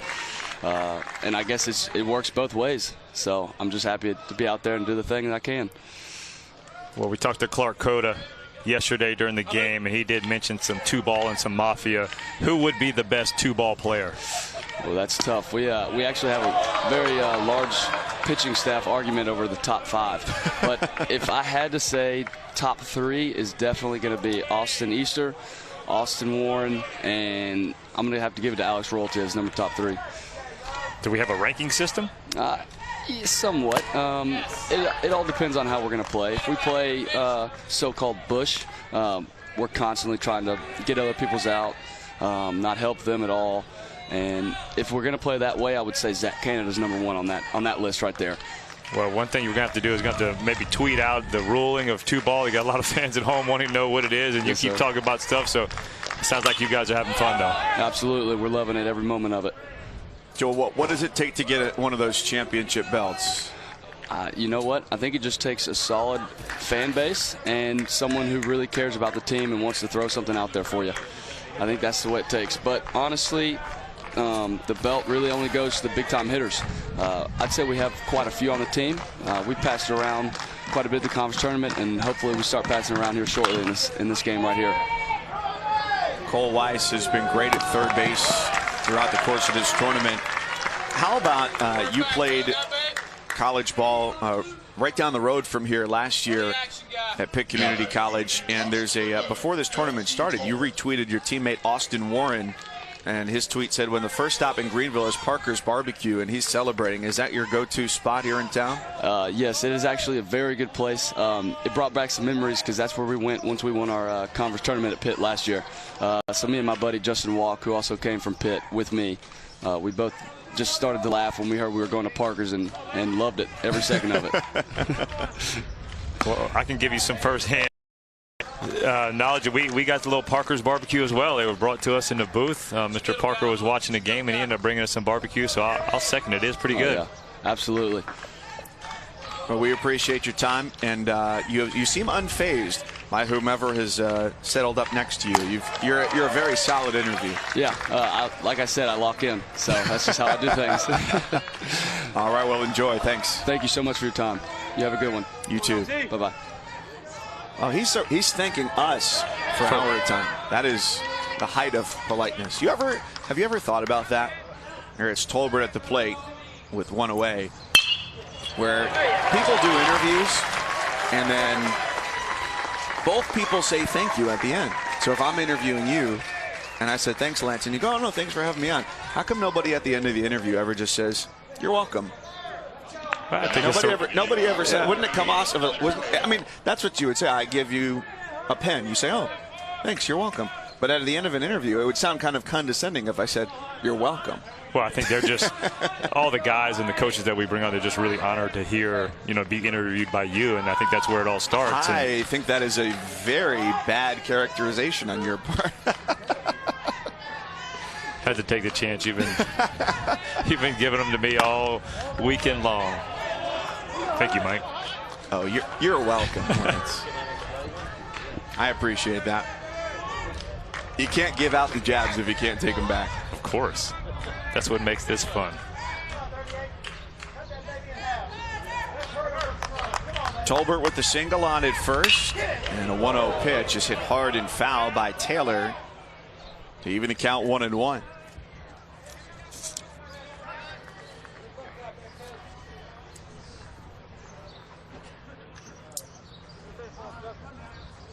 Yeah, they've talked about that 2-ball game in the batting tunnels on a couple of the rain delays. We're talking to Blake and talking to Clark Coda yesterday. I don't know about you, but if I had the opportunity, I'd want to go hang out in the UNCW bullpen for an afternoon. Sounds like a good group to be around. Doesn't look like we're going to get any inclement weather, but if somehow it happens, we might need to wander on down to the batting or wherever they're going to be and learn how to play this 2-ball thing.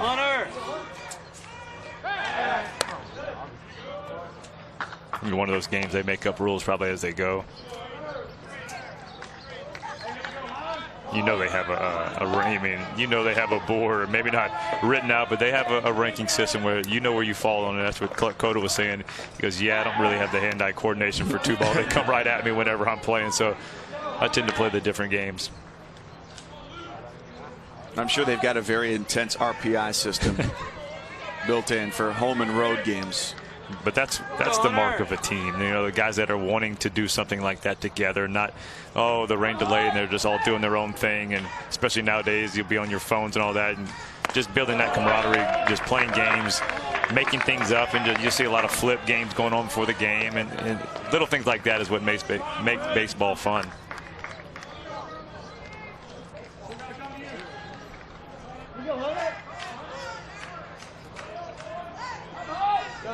Well, a pressure-packed opportunity, but neither team seems to be feeling it just yet. Out in front, Gazelle pulling back a little bit, 2-2 to Taylor. A really nice changeup, solid arm speed. Looks just like his fastball arm speed, and that's how you're going to have to throw the changeup. You can keep the same arm speed on the fastball, the changeup. You make that pitch tough to hit.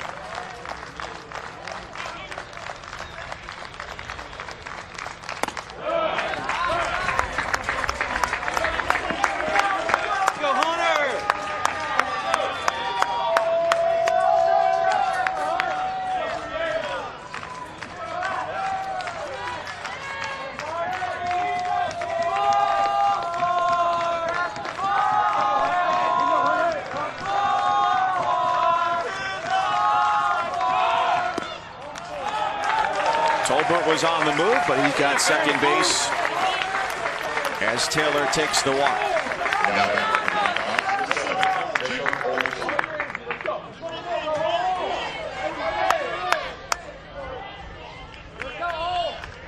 Let's go, O! Plenty of opportunity coming for the bottom part of this lineup this afternoon. South Carolina so far 1 for 4 with runners in scoring position. It's that 2-run infield double for Taylor. Back in the third. That plated both Gamecocks runs.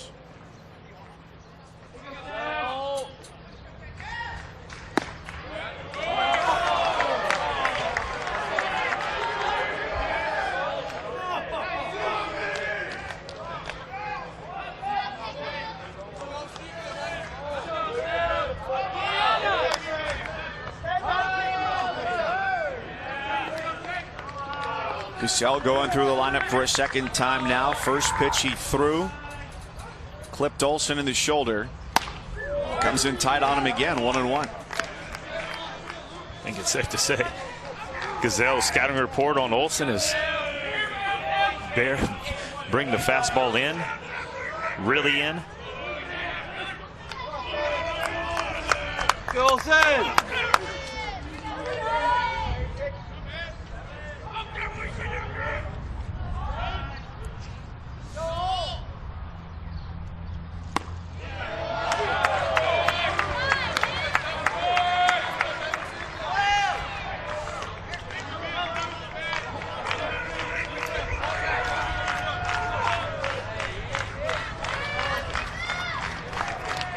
Bullpen going again for UNCW.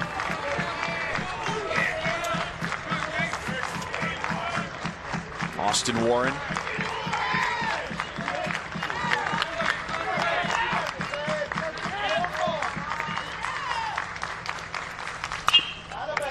Olson sends the 1-2 off the back wall of the dugout. The only 2 runs for South Carolina.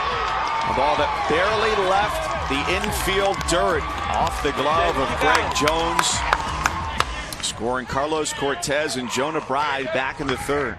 Yeah, not too often you see the old seeing eye double that barely only left the outfield because of off the heel of a glove.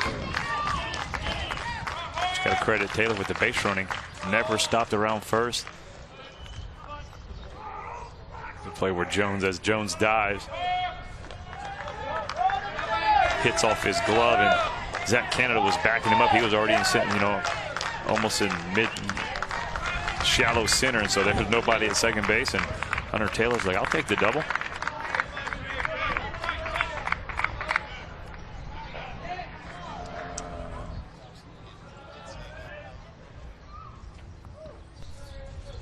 One and 2, 1 down, with Jeffers conferencing on the mound with Gazelle. And for more coverage of the Division I baseball tournament along with interactive brackets, you can find all that information at NCAA.com.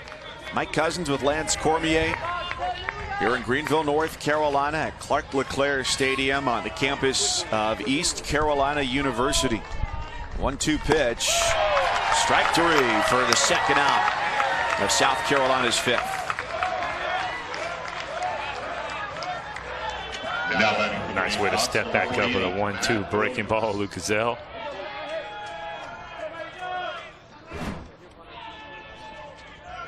UNCW immediately fell into elimination territory after losing to ECU on Friday. Turned around, had a walk-off win against Ohio State, and then eliminated ECU with a 9-7 win. South Carolina with wins over Ohio State and ECU. So 2-0 for South Carolina, and yesterday was an interesting day weather-wise here with an elimination game going on and a 5-hour weather delay mixed in as well for a game that started at 2 o'clock and wrapped up very well near the end of the day. South Carolina got to the ballpark last night. Oh, what do you say, around 9 o'clock maybe? With their hotel maybe a mile and a half down the road. So it's not like they had far to go, just a lot of time to wait. And they waited and they waited down the right field line, and eventually the NCAA decided, you know what, it's not going to be equitable to play a second game tonight for the team that had to turn around and play just about an hour later, which was UNCW. So that's how we ended up here with this game being played this afternoon. Still going to be difficult though, because if UNCW wins this, they have to turn around and play an hour later and try and beat South Carolina again.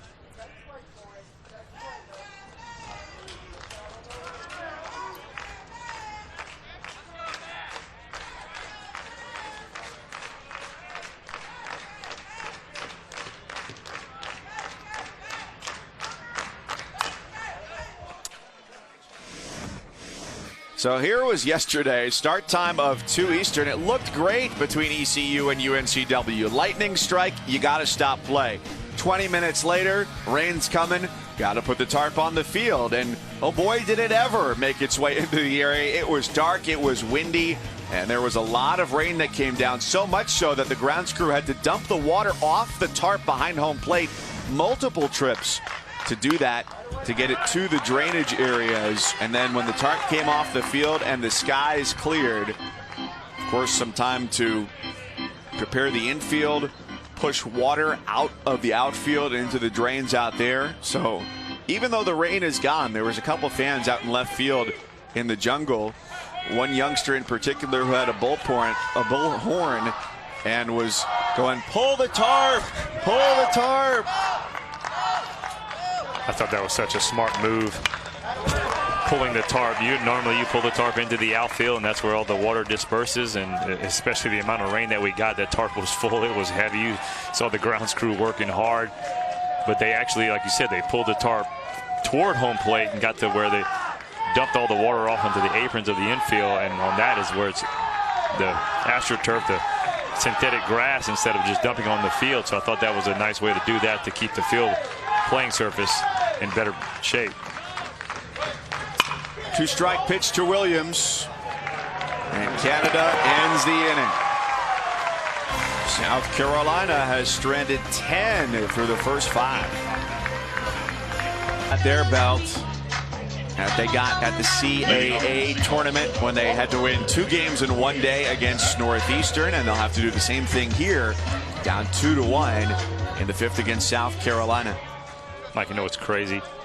What's crazy, Lance? Bud Crawford, with a win, 3 titles in 3 different weight divisions, trying to cement himself as one of the best boxers on the planet.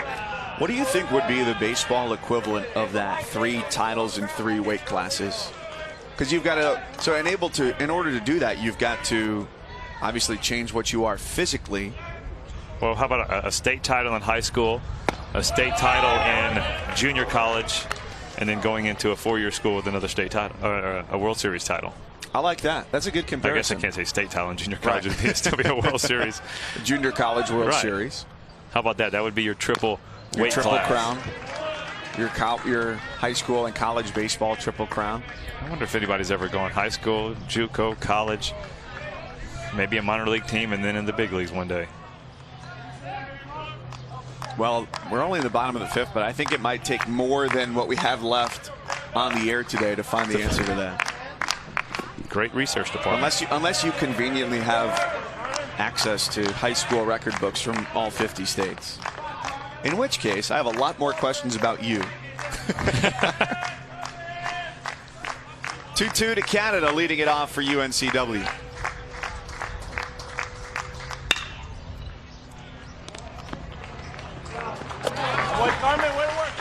To Canada, 2 for 10. Now in the regional, as Majinski, after giving up the RBI single to Mason Byrne in the 3rd, has retired the last 5 to come to the plate. Working here into the 5th, and he's gone 5 innings 3 times this year, with the best outing of his young career coming back in late April against Furman when he went 7. But he started the year coming out of the bullpen. So, as you mentioned, a guy who's wanting to develop, knowing that that's necessary for his game, and to be a freshman handed the ball on this stage with a chance to go to supers is impressive in its own right. So he started the year 11 straight relief appearances before making his first start April 10th against the Citadel. So he was their midweek guy. Started against Presbyterian. You mentioned that outing against Furman in April where he went 7, and then against Charleston as well. I love what I've seen so far. You've got a guy with a power arm. He's shown some nice arm side run and some good sink away from the left-handed hitters with his fastball. Not afraid to pitch in, and has mixed in some good breaking balls with the changeup. And confident kid. And like you said, anytime a guy's going to get drafted, he's got a little confidence in him from high school, and coming here and wants to prove to himself. And anytime a coach shows the confidence in you to hand you that ball in that regional final, it helps out that confidence level just a little bit. And he has proven Coach Kingston right so far. With plenty of rest coming into today, with his last start in the SEC tournament against Missouri on May 22nd. It was another solid outing, reminiscent of this one, where he gave them 5 innings, allowed 2 runs, struck out 5, and walked a pair.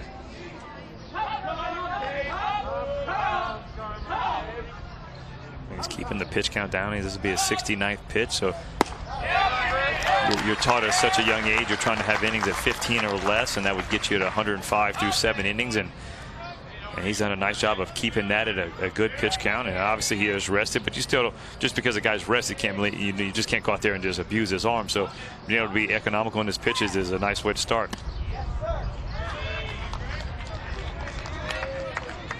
Come on, Carmen.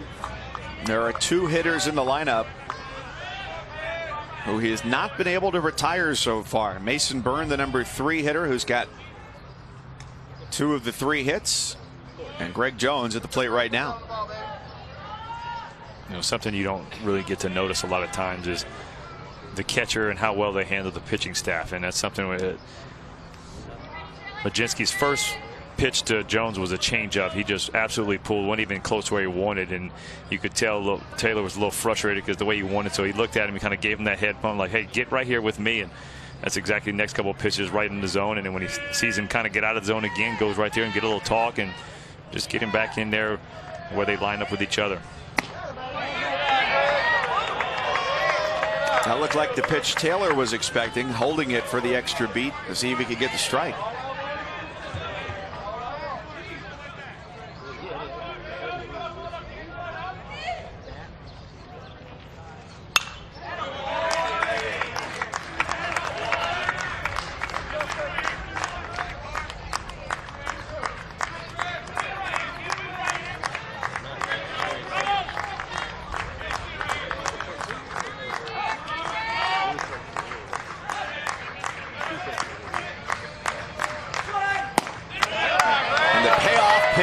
Misses where he did just 2 prior pitches, not able to get it on the outside edge. It was a walk yesterday against ECU in the 5th that began the flood of offense for the Seahawks. Everything they hit just seemed to be in the perfect place. You're right. They were barreling up balls. When they didn't do it, it was perfect placement. 9 runs later, they jumped ahead and took all of the life out of the crowd here in Greenville from the home team, ECU.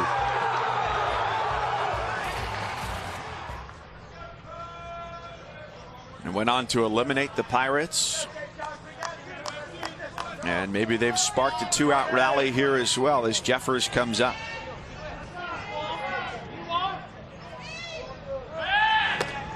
Something they have done all tournament long. 2-out hitting, already 3 for 7 with 2 outs. I mean, it's one of those things where the game gets to be 2 outs. That's how you who can stay in the inning, who wants to continue to push. Just because you get 2 outs doesn't mean the inning's over. A lot of times pitchers will think that as well, and they get a little lazy on the mound, lackadaisical.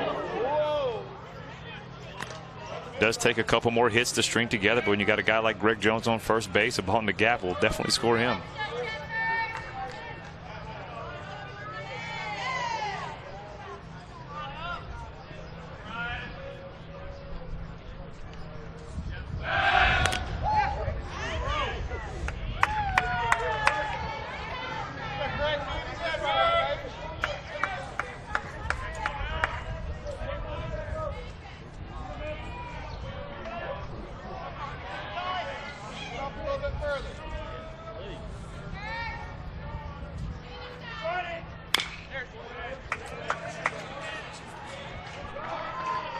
Whenever the laundry gets done for UNCW, I can guarantee you, without taking a look at the back of the jersey, whoever's washing those jerseys knows when they've reached Greg Jones's gear.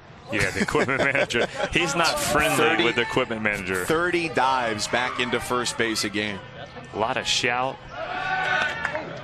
There you go. That's what the equipment manager wants to see. Just go back standing up. Why don't you just take a half step shorter lead? Then you don't have to dive every time. Why don't you just get a little bit faster and don't slide into second base? Is that what you got to tell the guys too? Well, not everybody's getting on base as much as he is either.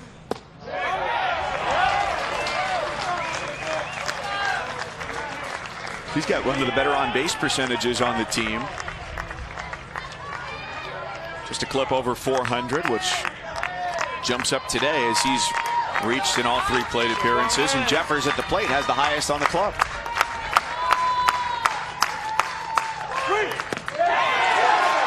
Bends it in and ends the inning. The freshman has been a stud today. It's been an exciting weekend in Tallahassee. Florida State eliminated by Mississippi State, taking on Oklahoma right now on ESPN2 for a chance to go to Supers. This was a jumbo home run from Jace Chamberlain with a walk-off to defeat Stanford. And of course, right here in Greenville, Kep Brown sent the Buckeyes packing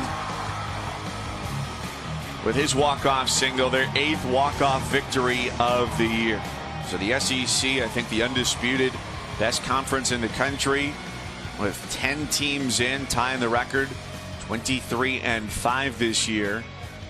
CAA for UNCW sent a couple teams, Northeastern and the Seahawks. And of course the SEC represented right here by South Carolina, looking to make a super regional appearance for the 13th time. UNCW has never done it, but when they played against South Carolina in 2016 in Columbia, it was a reverse of what we have here today, where after losing to Rhode Island early in the regional, the Gamecocks had to make their way out of the losers bracket and defeat UNCW twice to move on to Supers that year. Yeah, the Seahawks are hoping the same can happen, that the loser forces that if necessary and wins the second one as well to move on. And those games were not pitcher's duels like this one. 10-1 and 10-5. The final scores there. That's more what you would expect when you're talking about the 5th game. Team's bullpen in 4 days.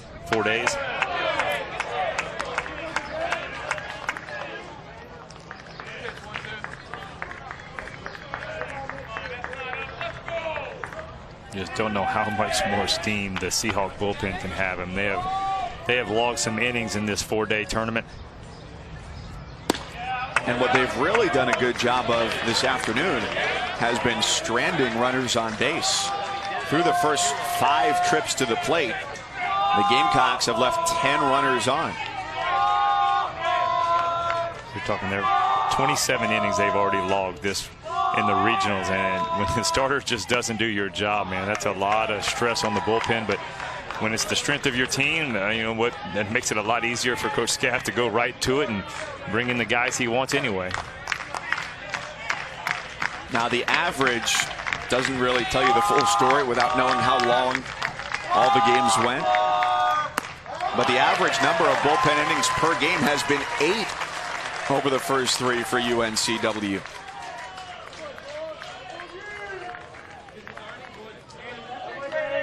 So here's a team that's gone to Omaha 11 times, won it back-to-back in 2010 and 2011. Or to 3 straight years in the finals.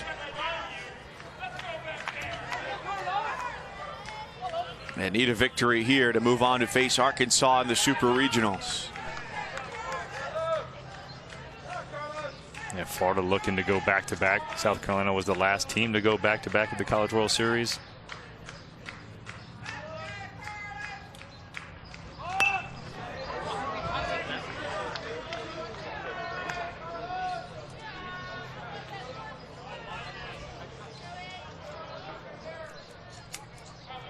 Cal State Fullerton defeated Stanford, so they move on. And they'll take on Washington in the Supers.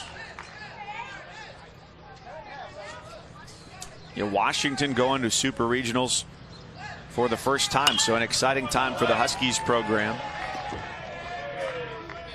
And it's been quite some time for Minnesota as they go back to Supers. Or I should say 2 Supers. Beg your pardon. Lined up against Oregon State. So as quickly as you can get excited about going there, then you see your draw and you go, oh, That's a little bit tougher than we thought.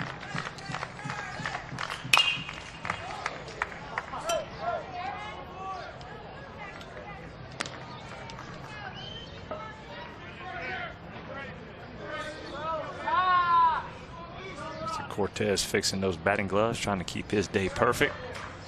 A little bit different position he's in. He got a 0-2 now. He's in a tough count to battle, but he got to the fastball really early in his first 3 at-bats, and Luke Gazelle did a nice job of starting off speed, being able to get to his advantage count to try to set him up to get him out. Open hole right side. Cortez is 4 for 4.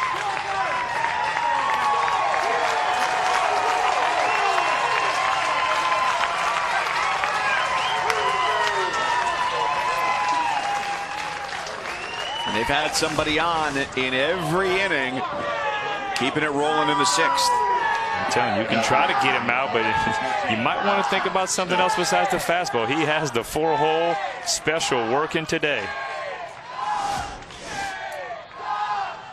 And he's wearing out that 4-hole between first and second base.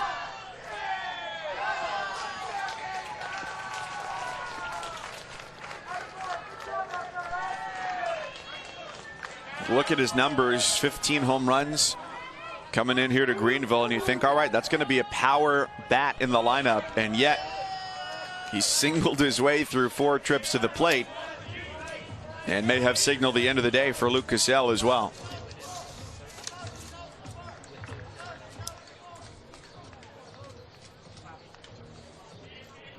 So every moment a chance to be a game-changing one with the season on the line here. As Mark Scaff takes the ball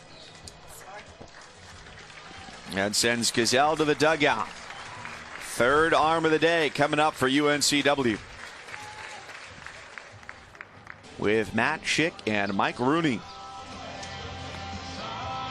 Austin Warren takes the ball from Luke Gazelle here in the 6th. And as Gazelle came into a difficult spot in the 3rd behind Alex Royalty, equally difficult here for Warren with runners at the corners and nobody out in a 1-run game.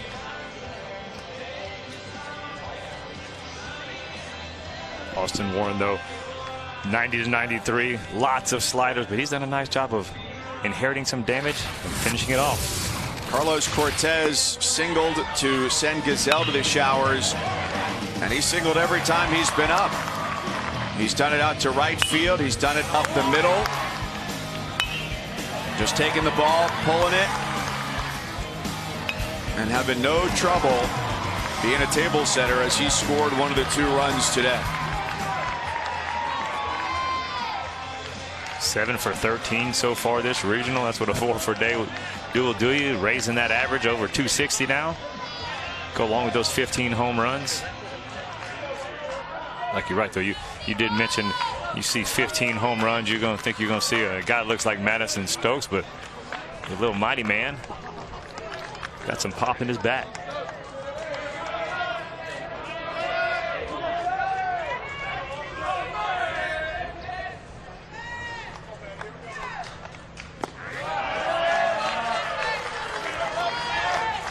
Warren's got a really good slider and loves to use it. He will throw it any just basically like we were talking about Cody Morris and the changeup. Ahead in the count, behind in the count, first pitch, finishing off. This is exactly what Austin Warren will do with his slider.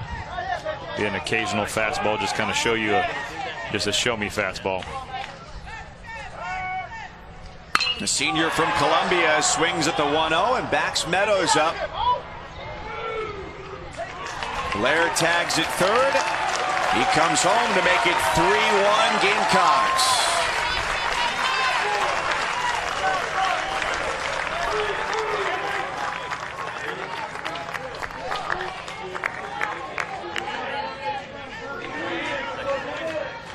Very good situational hitting right there by Madison Stokes. Get the ball up.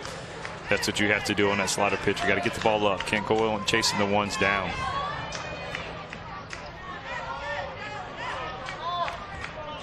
Give himself a little bit more breathing room.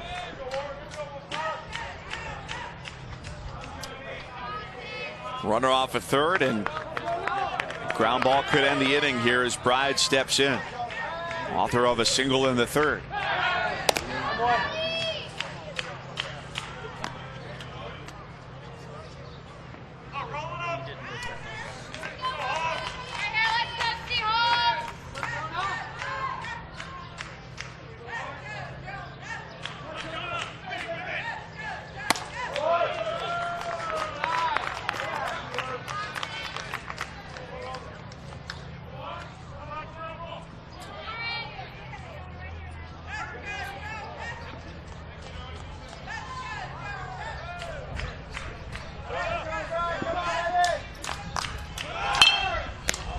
Back to the hill, to second, nothing.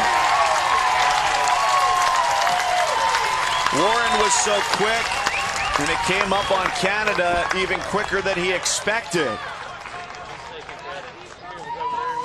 Throw is a little low. Yeah, nice play by Austin Warren. He tries to throw it on the run. If you just set your feet up, and I think he throws his hands up, upset it himself. Because that's a tough pitch to handle right there by Zach Canada. I mean, right at his knees, and he's on the run to second base. And Taylor made double play would have got him out of a big inning. Here, Austin Warren got to set the feet just a little bit quicker. Anytime I got a guy on the run, man, that's just a tough ball. You got to get it at the chest. So a fielder's choice and error on Warren with the throw.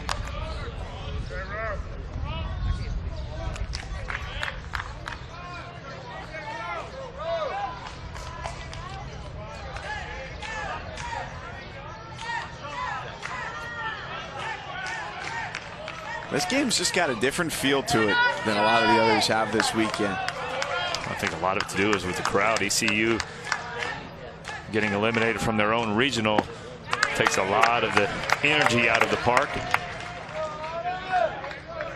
And there hasn't been the inning where somebody goes off for 5 or 7 or 9 runs.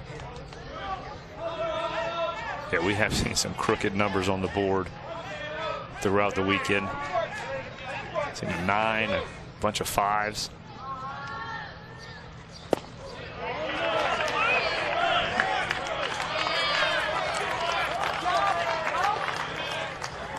Two balls and a strike to Rowe. I think Austin Warren's got a little beef. I thought that was a strike. No matter what the hitter did. Justin Rowe squares around the bunt, pulls it back. He definitely pulls it back. They end up checking the swing. I thought it was a strike on a big breaking ball. Nicely executed pitch.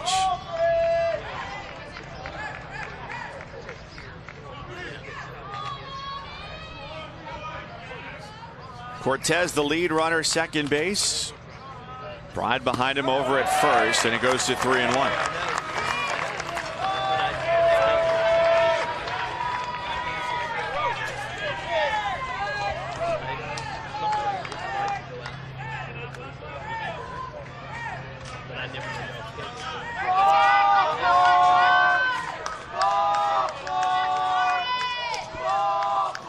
And if Rowe reaches, LT Tolbert awaits next for South Carolina.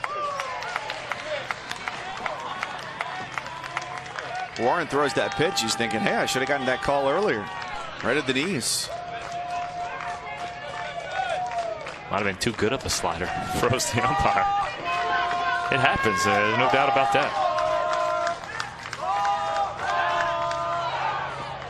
Almost Cortez getting caught off of second base, but nobody close enough to be able to receive a throw to get him.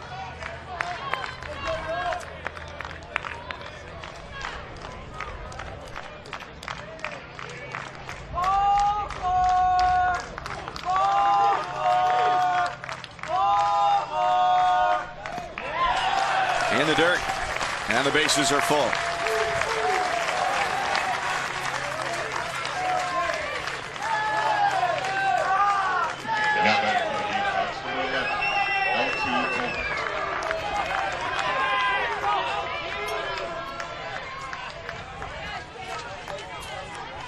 Just one base hit in the inning for South Carolina.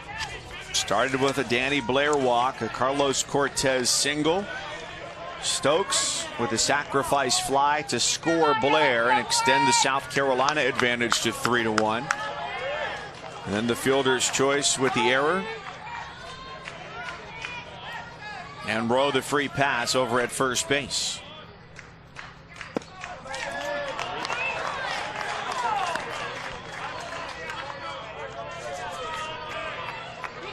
From what Tolbert just saw in that last plate appearance, he can afford to be a little choosy too.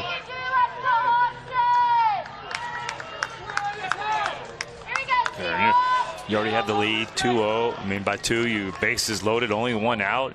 You be a little bit more selective, let the pitcher come to you. Definitely don't go out there and chase his pitches.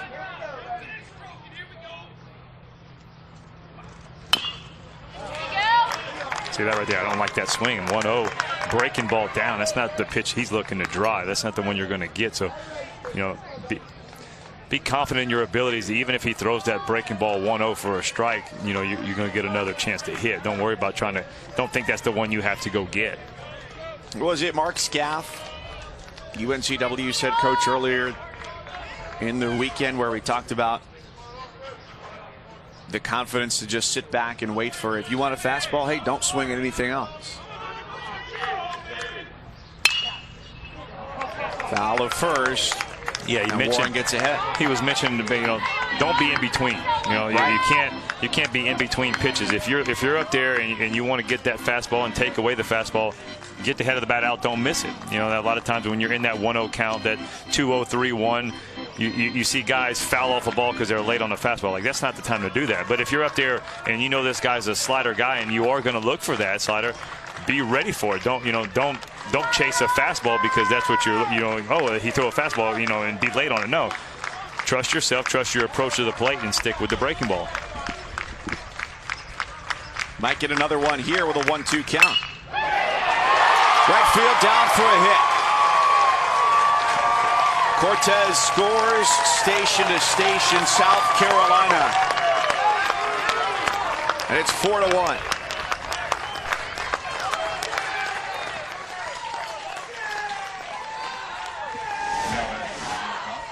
He jumps right. You're talking about get 2 strikes, though. You got to go out there, choke up, do what you got to do. Tolbert does that. Fastball up in the zone. Huge insurance runs for the Gamecocks. Already picked up 2 this inning.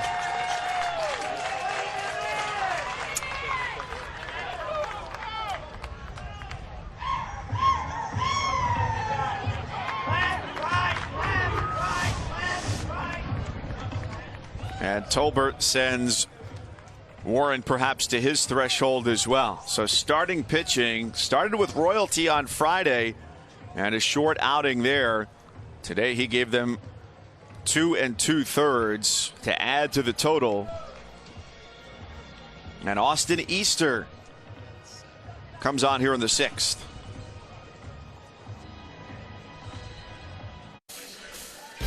You're watching the NCAA Baseball Regionals presented by Capital One. It's a win and move on for South Carolina today, and a win and you get the opportunity to play another game for UNCW, which goes deeper into its bullpen with Austin Easter. Already a difficult inning for the UNCW bullpen here with 2 runs home for South Carolina, and Easter has men on base and just 1 out. So they knew they were going to be asking a lot of their bullpen in terms of innings, but opportunities have been difficult as well. Austin Easter, the guy with the bulldog. He's the bulldog mentality, 87 to 88. Got a breaking ball, but he's one of those guys they love to bring in with men on base. He's inherited the most runners this year and continued the trend of straining those guys. And what do you know? Bases loaded, bring him in, try to put out the fire.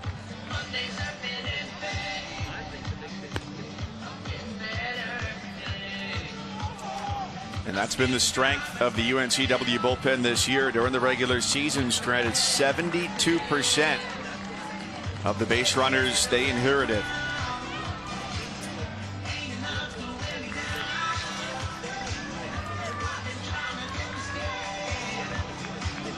Mike, was that you during college? Syracuse? I don't think so. It didn't. The sun didn't come out, so we didn't have to worry about it. That shine in Syracuse. And they shut down the baseball program about 30 years before I was born. That didn't have to be baseball. It could have been other games. Lacrosse. Well, football and basketball I could see you doing basketball. They're all played in the same venue, and it has a roof. So kind of out of luck there. I just hope he's wearing his sunscreen. Look at you, thinking ahead, thinking of his skin. Little SPF 50 never hurt anybody. 50's a lot, man. Well, you know, there's really diminishing returns if you believe what you read about once you get past like 30, I think. Right. If you get to 100, it's a smaller factor, but feels better. So Taylor's got the bases full. An infield double for him in the 3rd. Drove in the first 2, and he's disappointed with the way that went. Austin Easter sure isn't. 2 down. The bulldog comes in. Heaters right by him. Tough to get to that fastball up in the zone, man. You get at that letter hunting. The eyes look so big. It's coming in at your eyes. The hitters they get really happy. Realize once they start to swing, too much juice.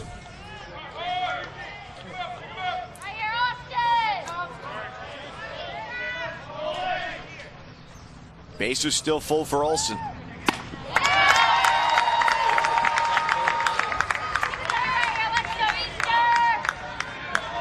He's come here and just let it rip.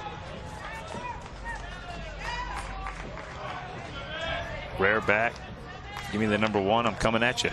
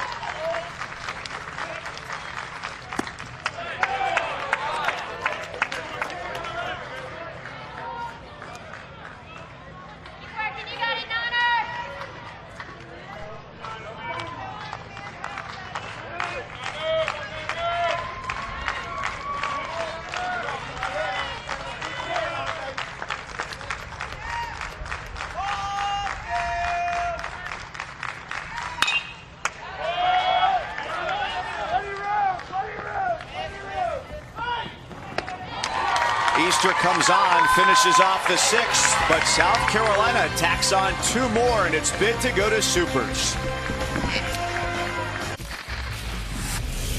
Welcome back to Greenville, North Carolina. We got South Carolina up 4-1, and all starts with Majinski, the starter, with a couple big Ks early on, but really helped out by the defense. Bride to Rowe to Williams with a 5-4-3, and another outstanding play by Jonah Bride. Watch the arm.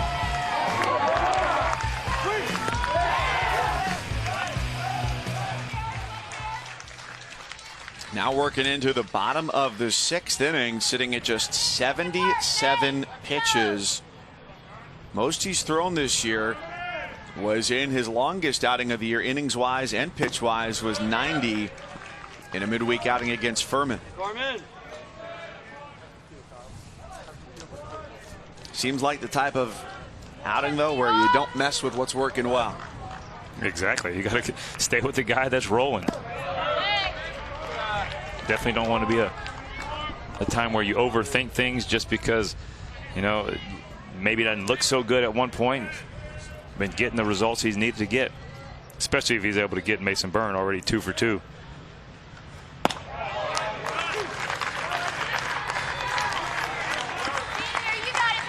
It's a big stage for the freshman with Eddie DeMarius getting ready to go behind him, one of the highest usage pitchers in terms of appearance in the SEC this year.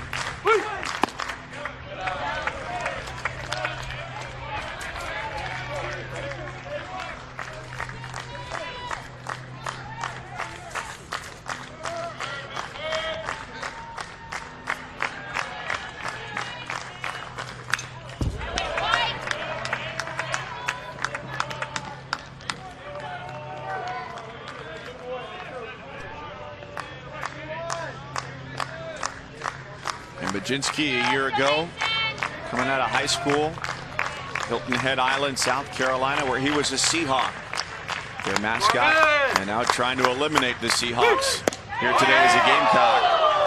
Gets squeezed on a 3-2 pitch.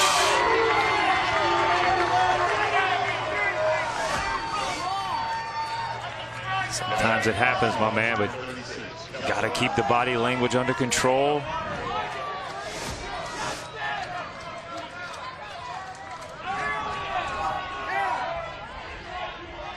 South Carolina hangs on. They go on to take on Arkansas, a likely host for Super Regionals. We won't know for sure until the announcements come out tomorrow from the NCAA.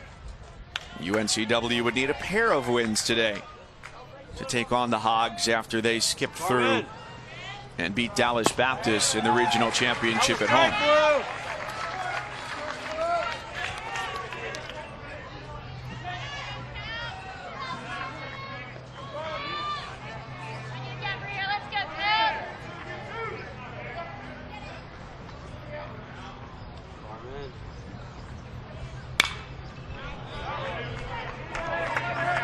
Brown saw one eye level, 0-2.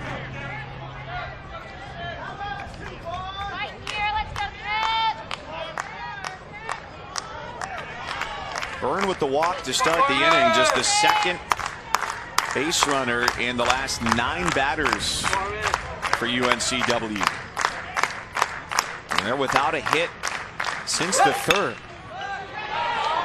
That's hit well down the line. Olsen gives chase toward the corner, and it is gone. A 2-run home run for Kep Brown, author of the walk-off earlier in the regional. And he puts a charge into the ball and to the Seahawks. It's 4-3.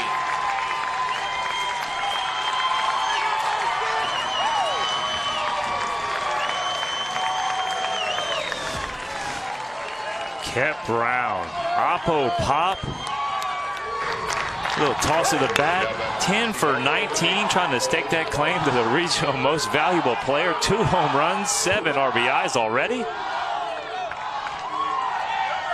All Olsen can do is watch it fly.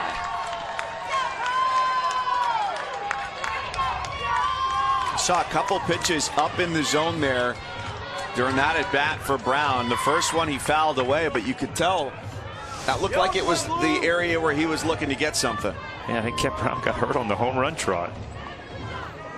To me, though, it starts off with the walk. Once he walked, it's a tough pitch, and it happens. But the body language looked like he gets upset, loses that focus. And a lot of times when you start walking around the mound like that, that causes you to lose where you're at. And that, to me, that affected the next batter.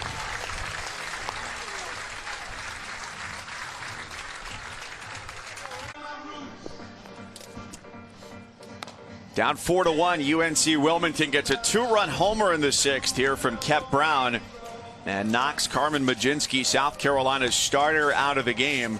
So Eddie Demurius, the junior from Miami, pitches for the first time since Friday when he worked against Ohio State and gave the Gamecocks 3 innings and did not allow an earned run in that appearance. So he's cleared Kep Brown. You can say thank goodness because of how clutch a hitter he's been. He sure has. We see the monster home run right there, little hop. But I just mentioned 10 for 19 on the weekend. Another big double. He has gotten big hit after big hit for the Seahawk offense. Driving in 7 runs. There's the walk-off. Talked about the team's confidence the whole game, and it showed them, and they continue to battle back. And just a second ago, try to get that shutdown inning. They scored 2. We'll come back and answer back with another 2 runs for me. He took off, coming kind of hot out of the batter's box there. Some sprint steps at first, because I don't know that there were many who would have said off the bat, yeah, that's a home run swing. And Cole Weiss follows Oppo with Oppo. Single to left, his first hit of the day, and his 6th hit of the weekend. I like how you touch on that oppo to oppo. That's good hitting right there, just letting the ball travel. A lot of times you get yourself in a bind when you start trying to be pull happy, so see the ball deep, and that's exactly what Brown did. And then right next to Weiss, I'm telling you, these Seahawk hitters do not give up. They give you quality at bats, and they're just a pesky little bunch of hitters. Still nobody out. In the bottom of the 6th, as Schaefer has Weiss at first and takes a breaking ball for a strike.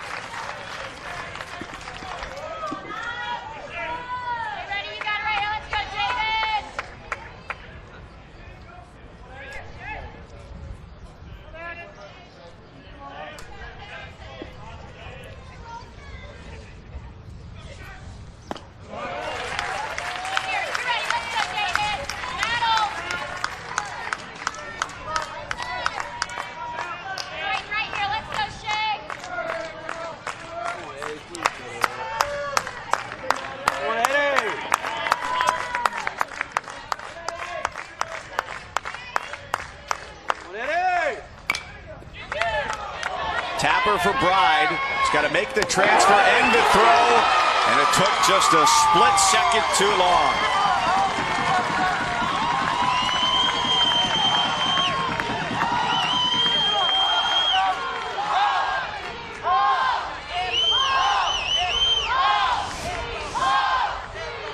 I'm telling you, some of the ball is just pitcher. You can't make a better pitch. You think you got the rollover. Bride does everything he can.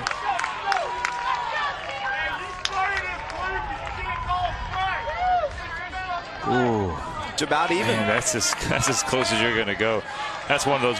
Either way, I think if he's called out, then you have Coach Scaff coming out the other way. This one, Coach Kingston's coming up.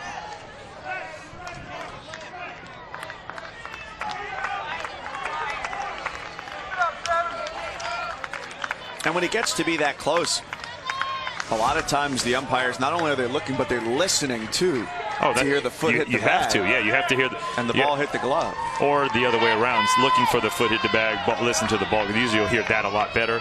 But you're right, you have to do that. And that's just, I don't envy that job at all. Meadows gets asked to bunt. The execution on that play, superior from Demurius off the mound to get the lead runner and thwart UNCW's attempt to move the runners out.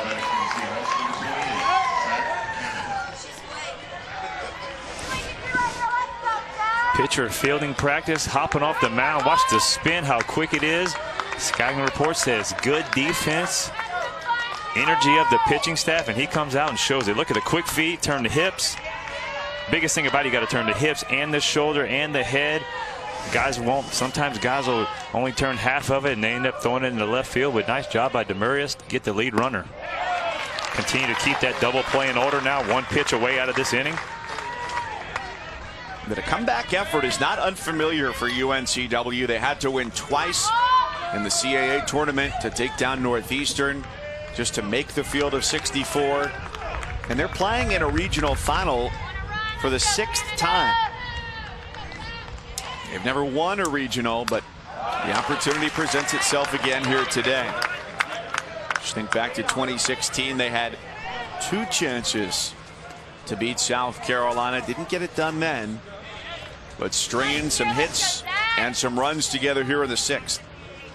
Nice breaking ball. Ooh, inside of the thigh. I think that's the second ball that's hit him on the thigh. Lucky he didn't get that hand. Look at the hand right there.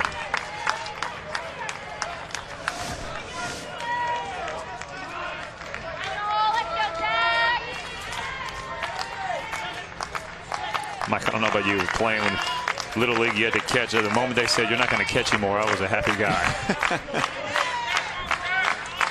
I tried and failed miserably.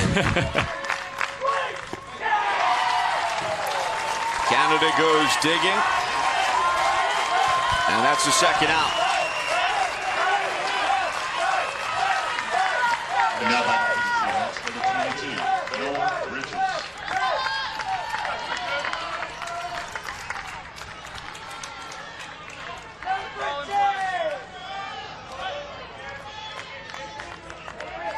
USC scored 2 in the top of the 3rd. Seahawks answered with 1 in the bottom half of the inning. And here in the 6th, 2 for South Carolina, 2 for UNCW, which has trailed all afternoon.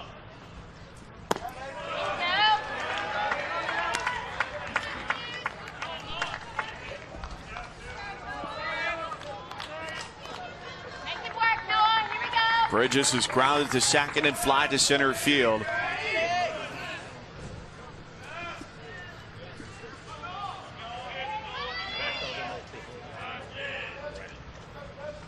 Nobody on base either of the first 2 times he came to the plate.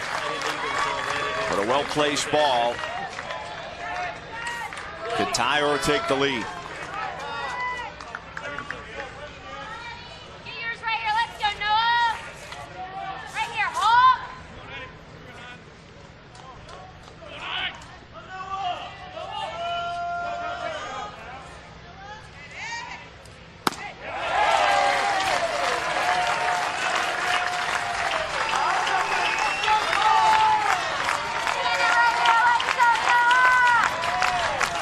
Breaking ball last at bat with a strikeout. Fastball just blown by him. Tough, these He-Hawk hitters, they let that ball travel, so you think that fastball away. Bridges able to punch it into left field. I don't know. I'm probably going back foot breaking ball.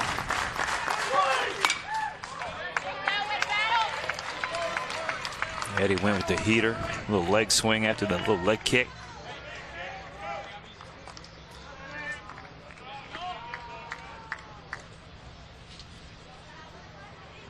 Skylar Meade, the pitching coach, to help him try and finish off the inning.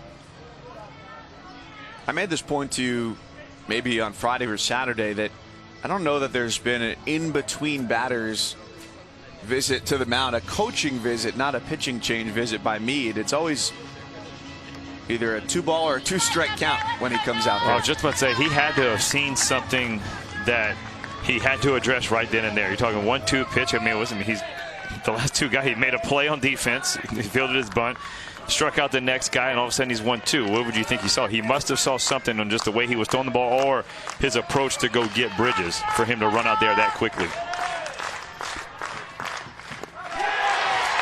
Well, it worked, whatever it was, because Demarius ends the inning.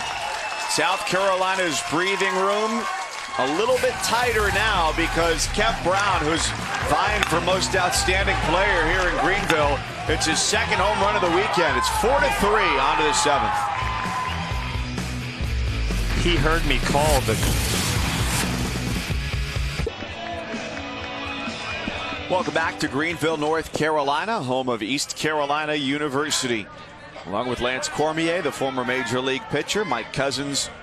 And we're glad you're with us as we go to the 7th. An exciting game today with a trip to Super Regionals on the line. South Carolina a win, and they move on. UNCW a win, and they move on to play one more game later today against South Carolina with a double elimination format here in this 4-team pod. It's Matt Williams, the number 9 hitter, starting off the 7th for USC with Danny Blair and Carlos Cortez, who's not been retired today, coming up 3rd.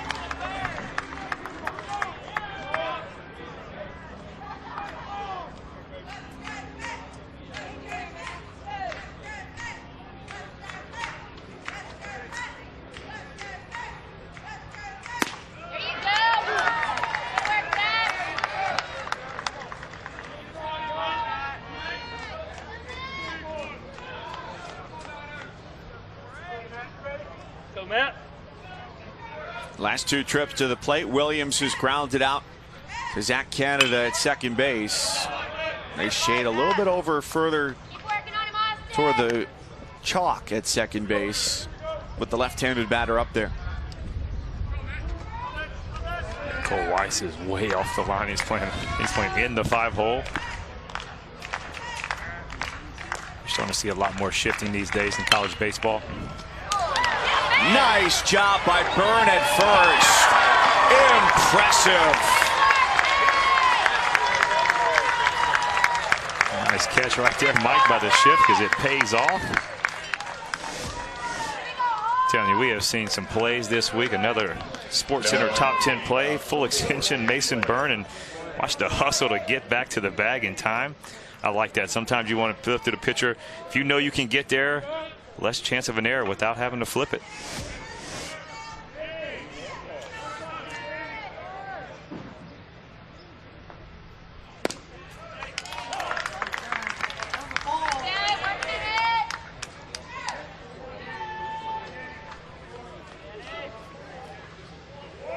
Blair started off 0 for 3, walked and came in to score. Last time up in the 6th. That was an 8-batter inning for South Carolina. Featured a couple of pitching changes as well by UNCW.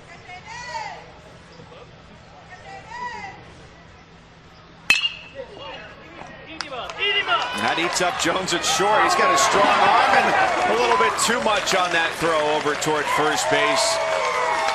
I don't know if a perfect throw would have been able to get him. It's a dead ball, so Blair ends up at second base on the play.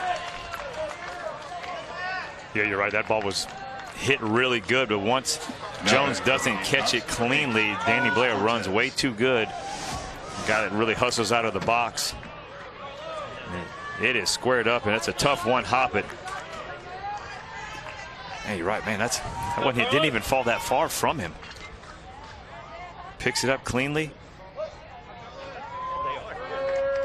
Well, if he's able to harness that arm, I mean, that's the biggest thing. And most of his errors are throwing errors because he loves to showcase the arm, and right there you had to, but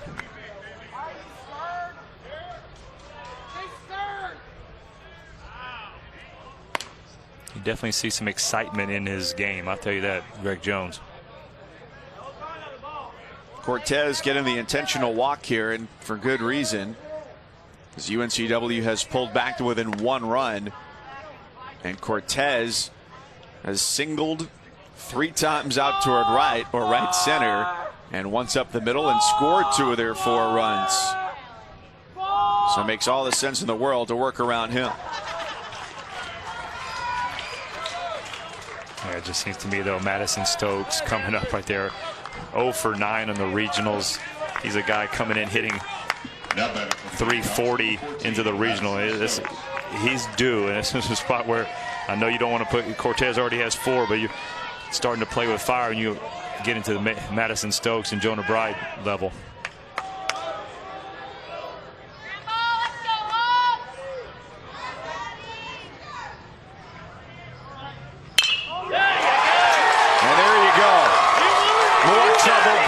This goes all the way to the warning track. Blair scores from second after the intentional walk. Cortez comes all the way around from first. 6-3 South Carolina.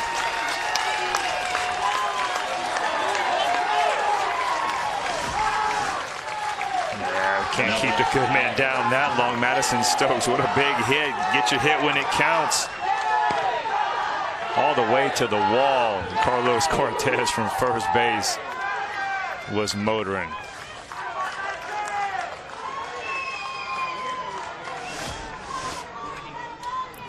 We scored 2, you scored 2. Let's get 2 of them back, he said.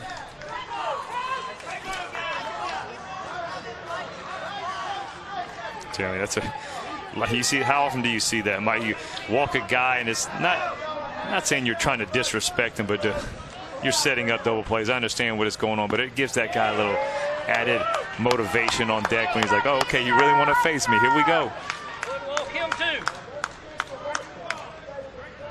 UNCW, no stranger to the you score, we score formula. It's what happened when they played Ohio State and eventually won in 13, but they're going to need more than just reciprocity of runs to be able to make a comeback in this game. And they'll need a flurry, down by 3 here in the 7th. What their pitching has given them today.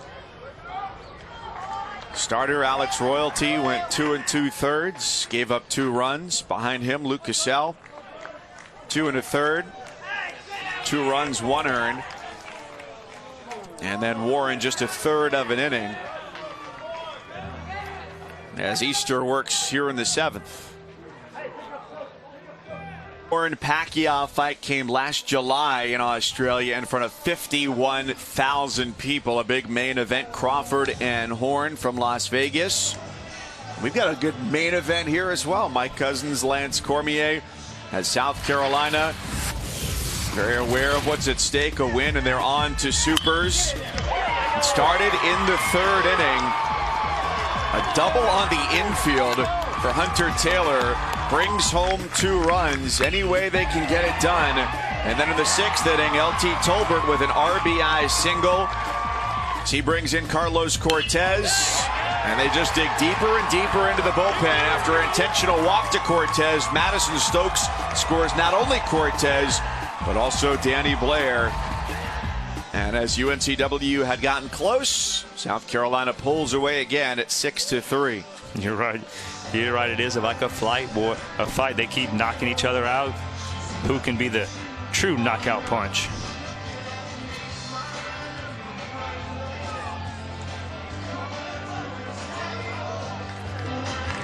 Logan Beeler, the 5th arm of the day for UNCW.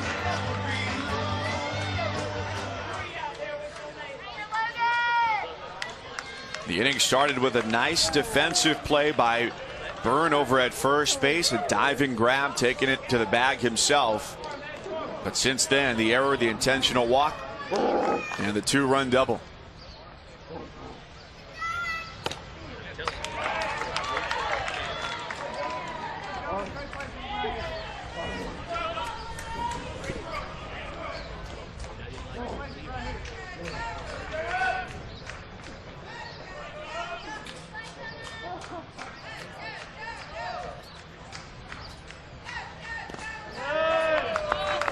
Beeler misses 2-1.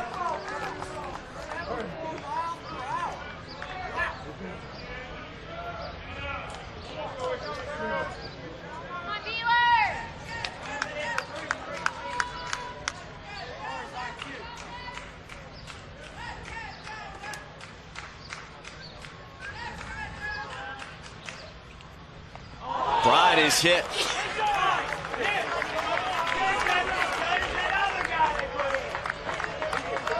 First and second. Now batting for the Gamecocks, number 3, Justin Wolf. back of the tricep trying to get that fastball in. It's a couple times the Seahawk pitchers have done that. Jacob Olsen got hit back in the third. Does set the double play up once again. As Justin Rowe was 0 for 2 with a couple of walks. As Stokes at second and Bride at first. And he's hit on the first pitch.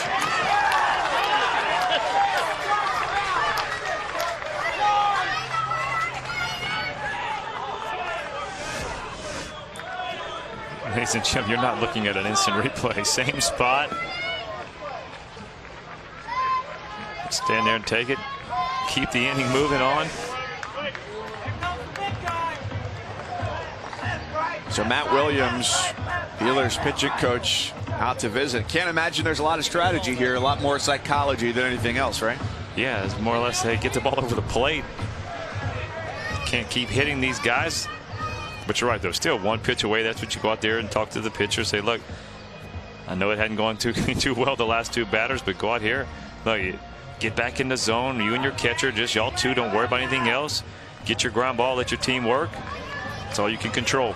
Who's the best pitching coach you ever had? Oh, man, I really liked the one I had. The first part of pro ball, Mel Stottlemyre Jr. was my first ever pitching coach, and I had him to.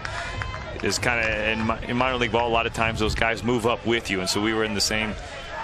You know, he was my pitching coach when I first got drafted, and then the next year he was my pitching coach, and then the next year he's my pitching coach. So he's the son of legendary Yankees pitching coach Mel Stottlemyre. But we worked really good together. He had the right things to say. Sometimes guys can have different things, you know, like some verbiage works better for one pitcher and not for the other, and just certain things, and him and I were always usually on the same page. A chance for two. Canada, Jones, inning over. To the bottom of the seventh. The deficit is 3 for the Seahawks.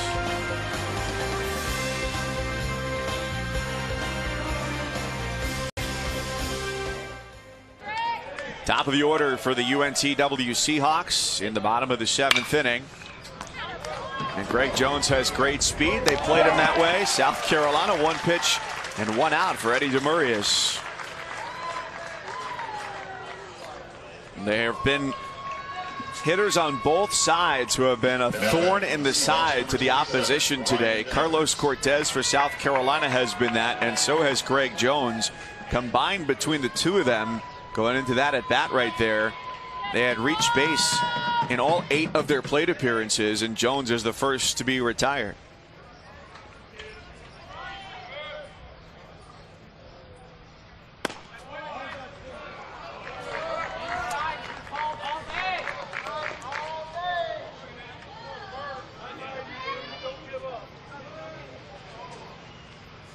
Ryan Jeffers came in 5 for 14. Today he's grounded out twice and struck out looking in the 5th.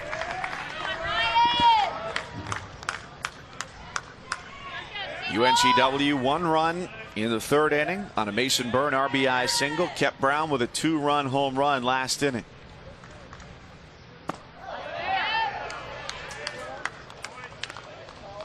And the winner here goes on to take on Arkansas, likely in Fayetteville, Arkansas.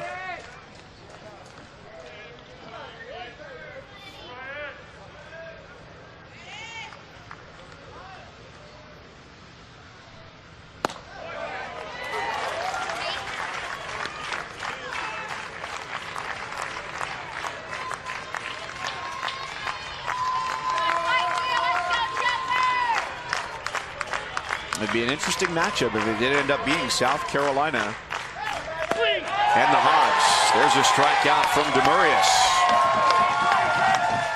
Number 6 on the day for Gamecocks pitching. Boy, he has come in and done an outstanding job. That is a huge breaking curveball on the outside part of the plate, and Jeffers can only watch that in amazement.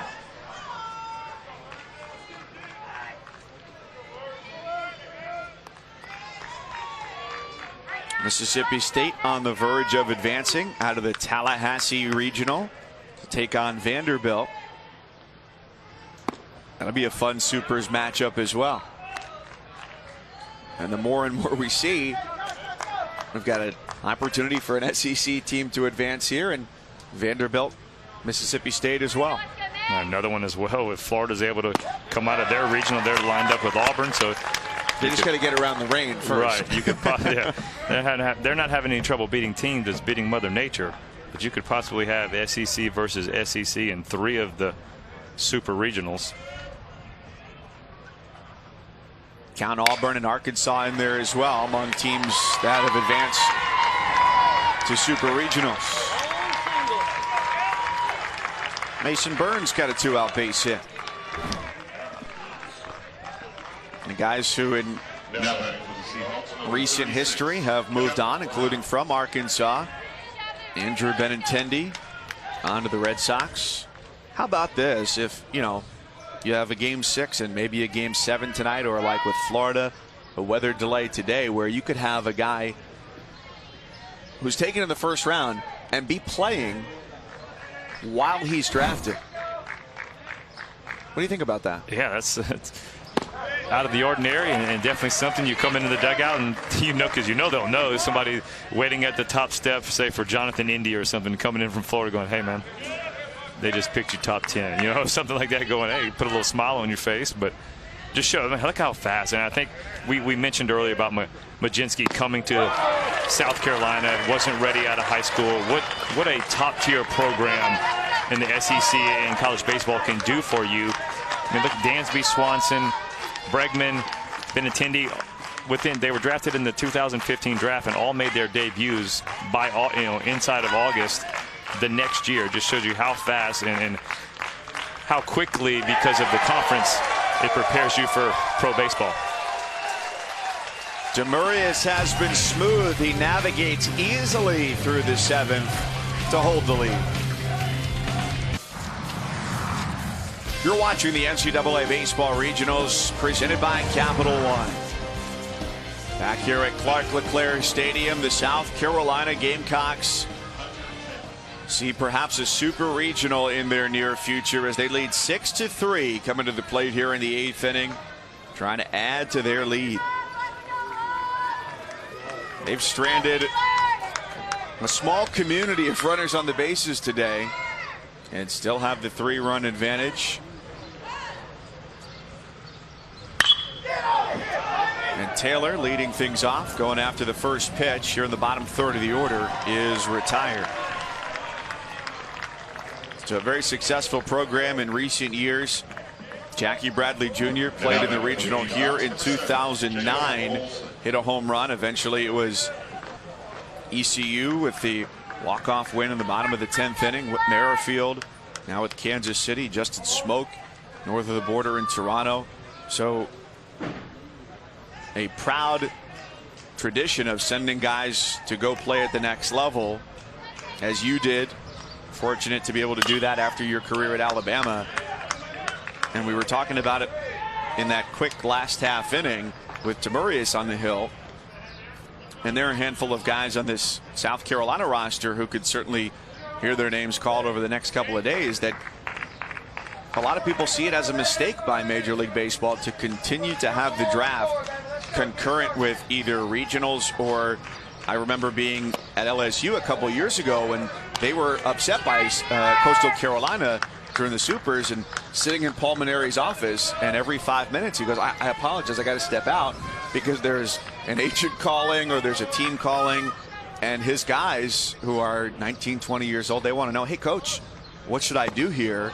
And it just doesn't seem like the best timing to do the draft when guys are playing in, at the time, the biggest baseball games of their lives. Yeah, you're right, and I think that is up for discussion, but I think what happens is a lot of logistical things with short season ball. You know, you have a lot of short season rookie level. Northwest League is one. You have an Arizona League when they start off, and the Pioneer League up there. So you got a lot of things that need the players that are coming from the draft. Because when it comes down to it, you really, outside of today, you're only going to have 16 teams still playing. You know, you have the rest of the other guys that are done. I wanted to touch on South Carolina. We showed their major leaguers, but they have 29 guys in different organizations at different levels, just showing what kind of program they have producing high-level talent into professional baseball. So to your point then, they've got to fill out those rosters. What if they didn't do the first round of the draft on Monday and they just did it tomorrow instead? What's the difference of one day where there's going to be no college baseball action? You're right. That's something that probably could be adjusted as well, just to move to Tuesday. And I know, you know, both of the basketball and football have started to do the kind of the more spectator thing where the guys are there and they make a big to-do about all these guys getting drafted and they get to have their shining moment. And that'd be something that would be kind of cool for baseball to do as well. But you're right, some of these guys are playing, so maybe moving it one more day wouldn't be a bad idea. I think it makes sense. And in this day and age where so much of what leagues do can be focused on, you know, getting great media coverage, that would make a big difference. Not to necessarily say that the players are going to be in Secaucus, New Jersey, where the broadcast originates from for the draft, but just to be able to be with their family, to be able to be sitting there watching the TV or the computer, wherever they might be, and to be able to celebrate that moment with the people who are most important to you, rather than having to say, hey, let me just put a blockade during a game, because you don't want to find out if you're in the middle of a game 7 of a regional. Even if it does happen, say, hey, make sure nobody tells me what's happening, because I just don't want to have to think about that. Right. What are the chances that happens nowadays with everybody having phones and alerts and everything? But that's the point, is you would have to be so intentional to tell everyone around you, don't tell me. And that shouldn't be the burden on the player. Yeah, 'cause I'm trying not to think about it, but I'm thinking about enough to let you know. You're right, though. Slow roller to the hill. And Williams goes down. Final in Tallahassee as Mississippi State comes up a winner over Oklahoma. So congratulations to the Bulldogs, who are on to the Supers. Go, Danny. And I think it's just a level 2 of media awareness. I read an article from a newspaper in Canada either yesterday or 2 days ago about you have a really exciting NHL championship series for the Stanley Cup. You have an expansion team. Like, that just doesn't happen against a team with one of the league's best players in Washington. And when you think about like the Super Bowl, right? All the players come to the podium here at the regionals. You have coaches and players made available. The star players and the head coaches made available after every game. There's a media session on Thursday. The criticism of the NHL was they're not sending out their best players to go talk in between games. Meanwhile, at the NBA Finals going on right now, like on the day of a game, you could hear from Steph Curry or LeBron James 3 different times. So it doesn't seem like the best approach with the way the MLB draft is structured right now. 2-0 on Blair with 2 out in the South Carolina 8th. We'll be sure to get on the phone with Tony Clark and Rob Manfred. We'll see if we can fix that for you, Mike. But see if we can come up with a better idea. Well, I know you got the direct line, because Tony was actually texting you the other day. So I'm gonna hold you to that. And when they call you, you have to come up, but you need to make a PowerPoint presentation of how these things will work and your positives and your negatives. And yep, I'm the guy that. You're the guy. I'm the guy that. When things changed, what was going on? This is Mike Cousins, fellow, is sitting in Greenville, North Carolina, coming up with this different way to philosophy and timing, the way to do this MLB draft.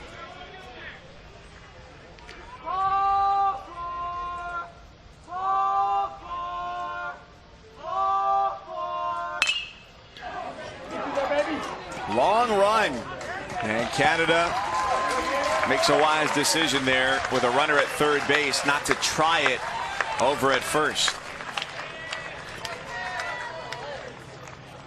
Now then, for the Eagles, Carlos Cortez.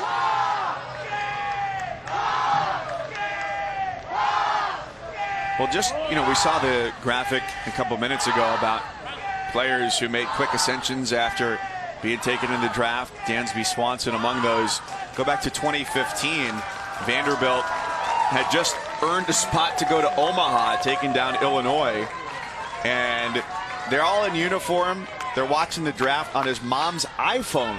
And that's how they find out, which is kind of cool, but still. Yeah, that is a cool moment. It's a weird way to have to do it.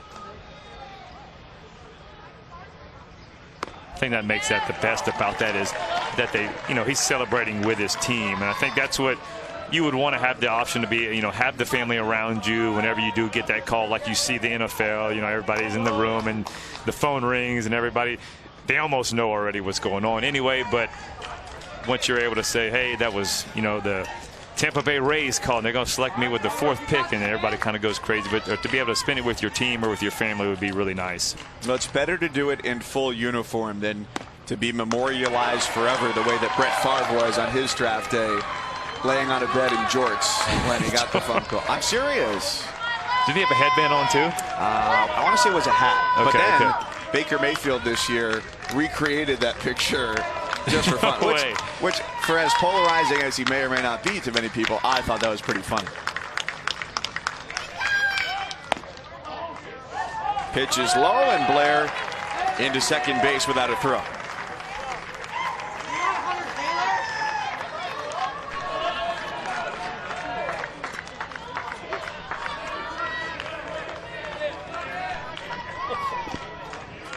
But now UNCW defense has a major shift on Carlos Cortez, but look at Jacob Olsen at the bottom of the screen. Huge lead at third base. I like it too. With Cole Weiss being, he was easily 30 feet off the bag. I mean, if he's that far off the bag, you can get that far as well. And Coach Stuart Lake is watching the third baseman. If he doesn't move, then you can continue to go. Helps you score on maybe a wild pitch that doesn't get away far enough. 4 hits for Cortez. And they've all either been up the middle or to the right side. He's disappointed with where he sends this ball because it ends up in the glove of Jones and ends the frame.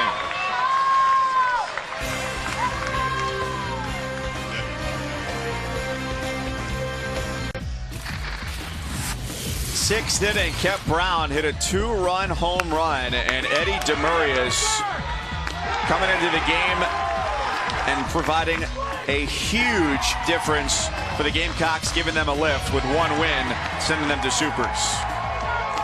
Came in, fielded the position, and then in 2 huge breaking balls for strikeouts. And man, he was fired up. He came in to put out a fire because right there the Seahawks had all the momentum going after that big home run. Made it 4-3. And then they got a couple guys on that a walk, a hit. Just shows you what fielding your position can do.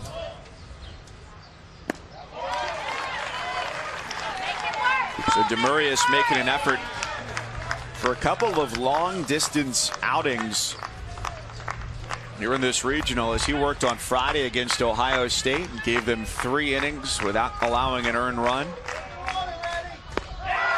And can get them through the 8th if he keeps pitching like that. No trouble. He struck out 3 of the last 4 Seahawks he's faced. Now batting for the Seahawks, number 35, David Schaefer.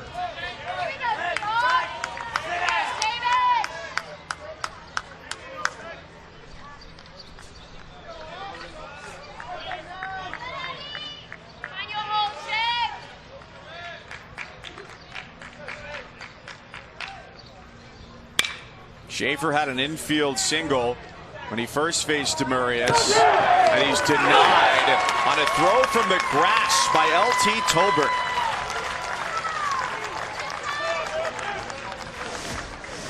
Another one of those high choppers deep in the hole. L.T. Tolbert shows off the arm. The stretch is everything it needed, though. Matt Williams just in time.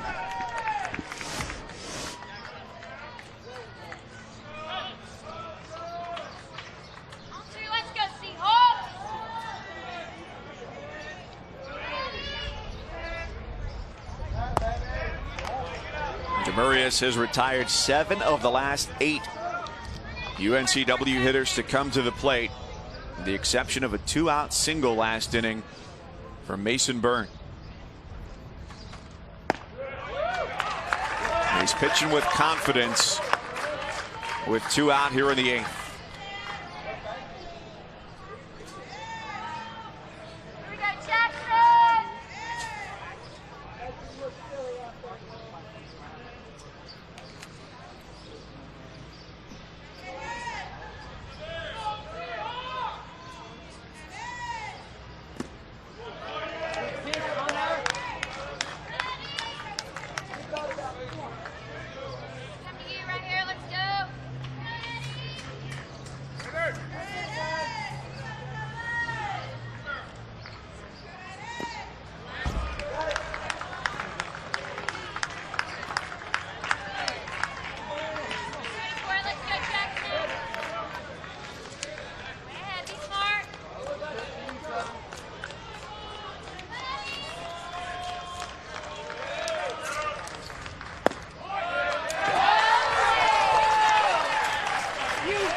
Not been a pitcher-friendly strike zone this afternoon, but good enough at the knees to get the count full.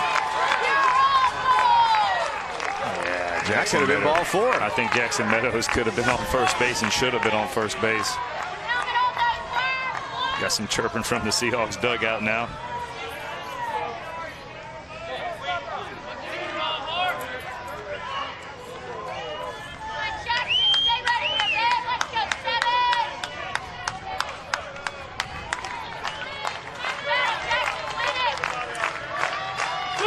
Payoff pitch. Missed the spot. Ball 4.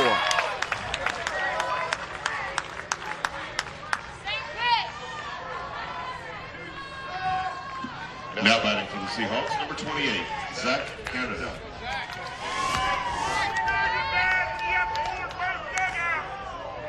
And that's a tough pitch to lay off of. He gets on first base, but after the pitch before that, you see it comes in below the knees. But man, got to hand it to Meadows, having the strike zone discipline to lay off that. Especially when it was just called a strike.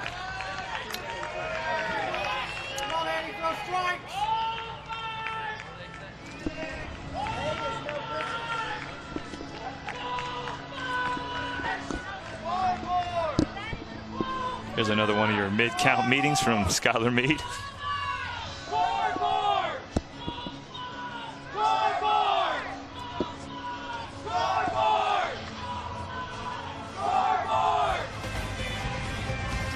NCAA regionals, you can follow every pitch of the action throughout the course of the day as tickets are punched to Super Regionals on ESPN.com or with the ESPN app. Mississippi State defeated Oklahoma 8-1, so they move on, and they're on to their 3rd straight Super and 8th overall. After being down to their final strike against Florida State on Saturday, they needed a 3-run home run to walk it off. And they go on to take on Vanderbilt, a team they matched up with earlier this year, of course, in conference play, and got swept by the Commodores.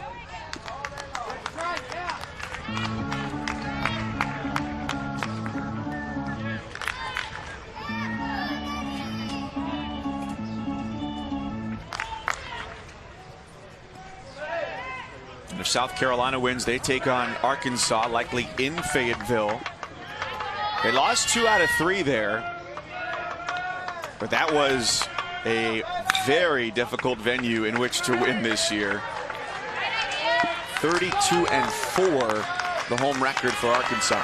Yeah, you said they did. South Carolina did win. Arkansas was 14-1 at home in conference, so they were the only team to beat Arkansas in conference play. Yeah, that's getting it done.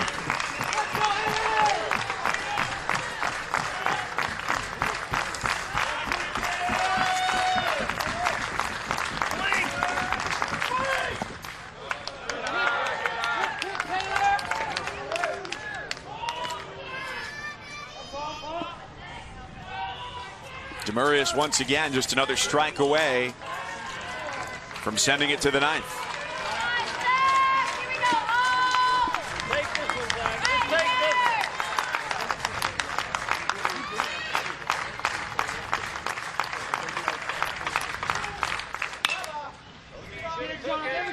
Bride takes the hop, the short way to second, and off they go. The Gamecocks thinking about insurance, up 6-3.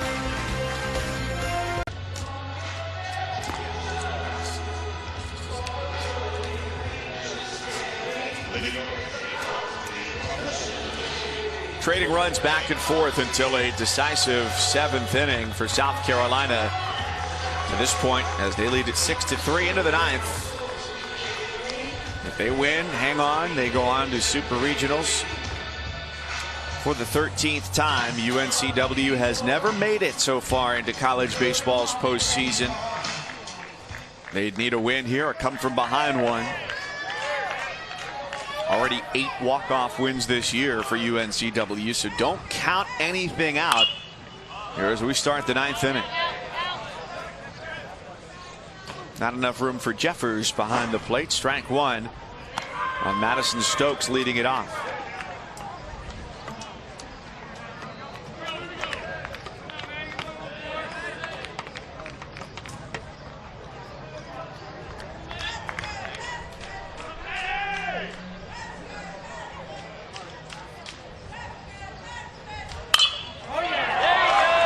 back-to-back at-bats where Madison Stokes has struck the ball well. A 2-run double to the gap in right center.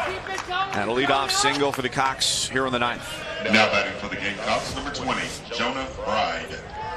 You couldn't keep him quiet for long. I mean, he gets the pitch up in the zone, and that's what he does damage with. The extension of the arms. Got the hips involved. Nice job, Madison Stokes. That's somebody in their lineup they do need to stay hot if they're able to make a long run.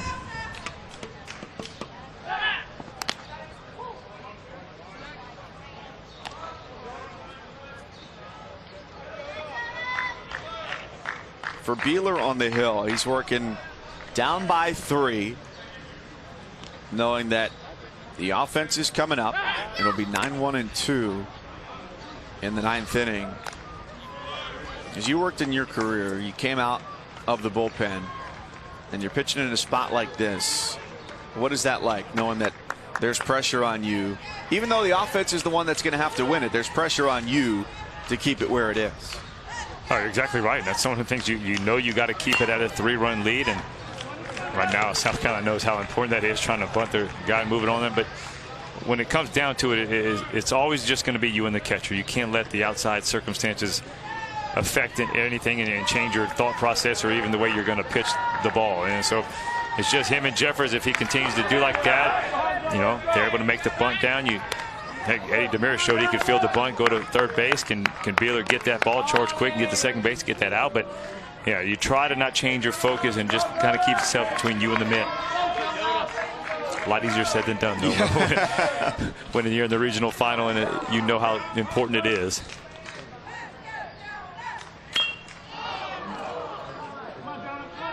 I think the more important the things are, and if you make a bigger deal about it, it does put the pressure on. So it's just baseball. It's the same thing. Just go out there, you toe the rubber, throw the ball to the catcher, and we'll see what happens. Takes away the bunt now with 2 strikes for Bride. Let's go.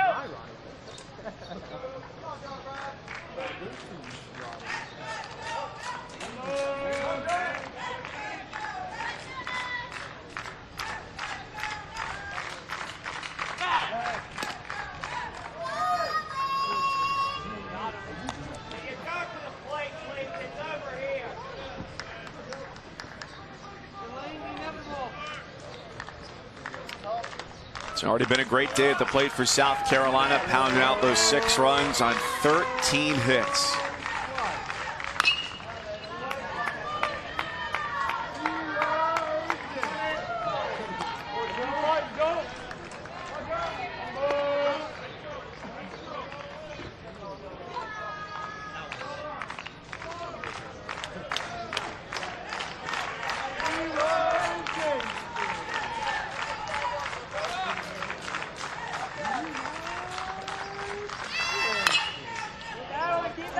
Beeler's got the 0-2 advantage, but can't put away Bride just yet.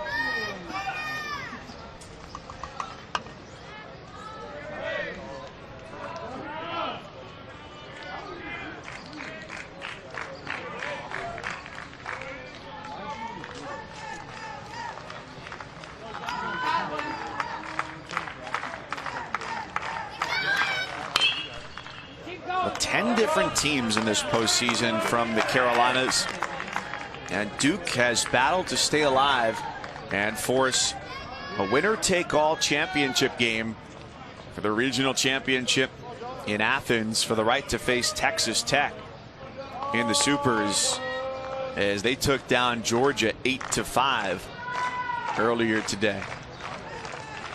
Another 0-2 pitch from Beeler. Did he go? No. 1-2. Yeah, the Blue Devils were down early with Georgia, just kept continuing to claw back, and then Griffin Conine, 7th inning home run, put them ahead. Son of former big leaguer Jeff Conine. Bride able to hold that swing up.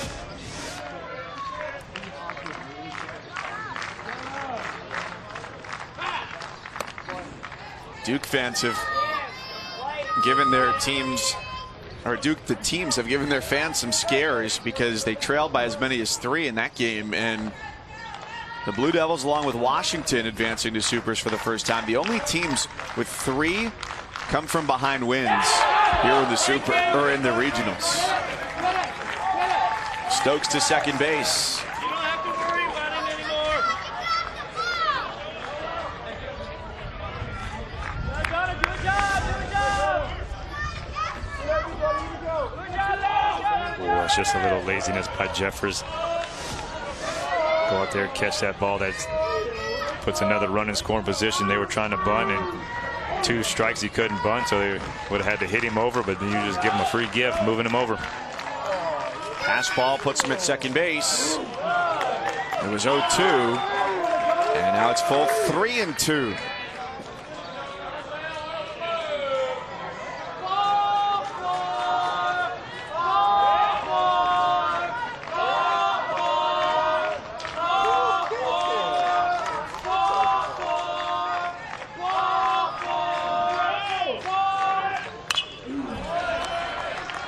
What a battle from Bride here.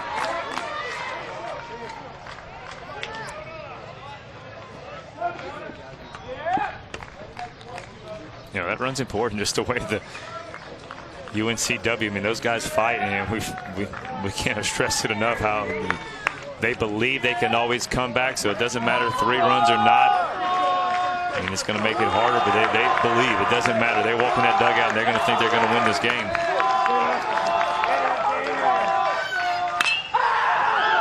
Jonah Bride, the 10th pitch he saw, swings and sends it into the afternoon.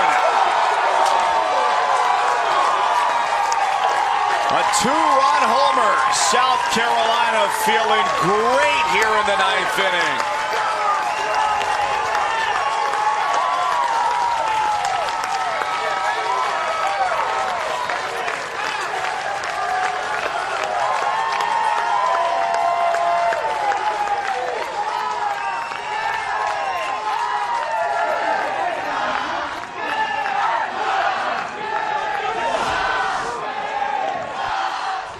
Bride gets that hanging breaking ball. Look at the full extension. Watch the power. Bam! And you're right, sends it into the afternoon. Seahawk outfielders can only just watch it go. Some Gamecock fans out in the jungle get a little souvenir. And the Gamecock hitters will get a new pitcher on the mound with nobody out.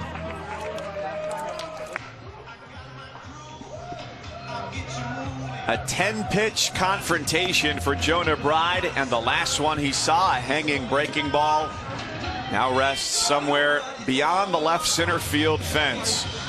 A 5-run cushion for South Carolina, and they've got their eyes on the Arkansas Razorbacks. It'll be a familiar foe in the Super Regionals, likely to be hosted by Arkansas. Official announcements coming out tomorrow. Levi Gasell, his brother Luke, already pitched earlier in this game, 2 1/3. He's got 1 goal. 1, 2, 3. Get 3 outs and get him to the bottom of the 9th inning here.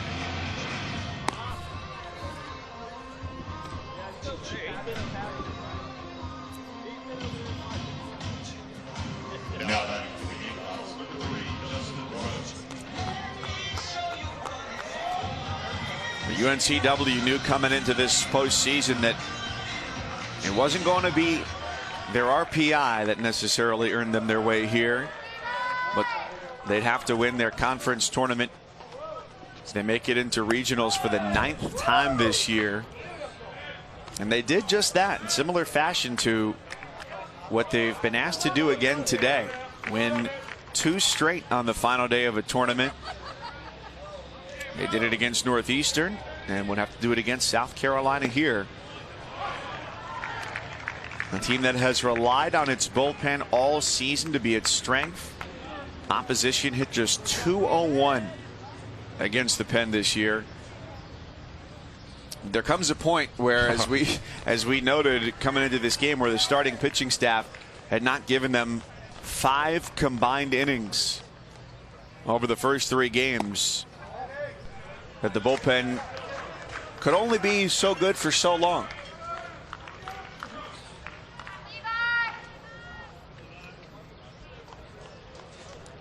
Yeah, so far they're already at 30+ innings out of the bullpen. 4 days, and that's just a lot of work. Pitch count well over 400. Sooner or later, the arm just run out of steam.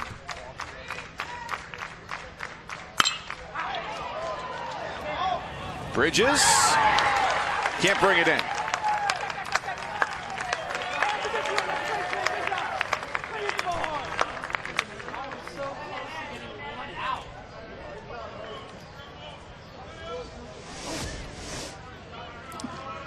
A couple plays this weekend that Noah Bridges coming in on.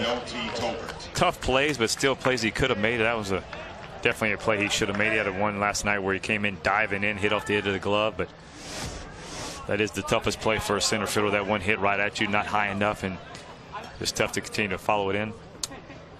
Goes down as a single for Rowe.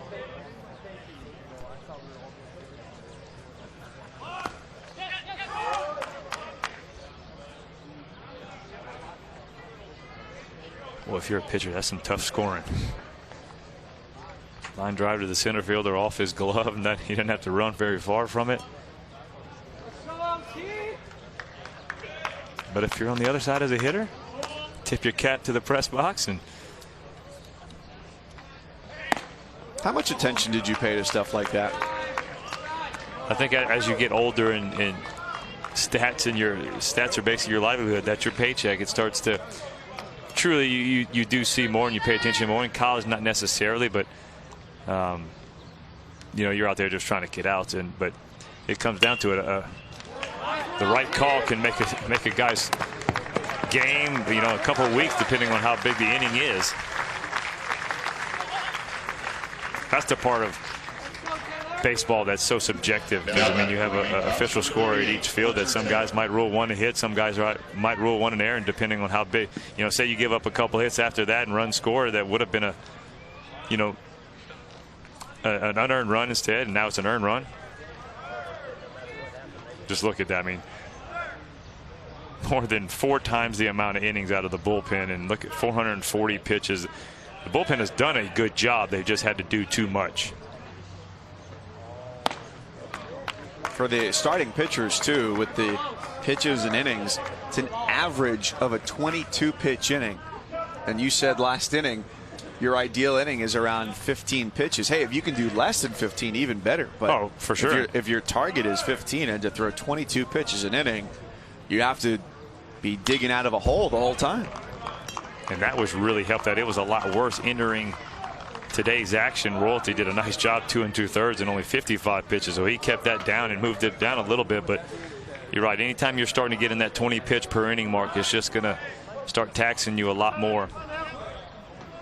Royalty 2 2/3 with a start, 55 pitches, and behind him, Luke Gazelle went 55 pitches as well.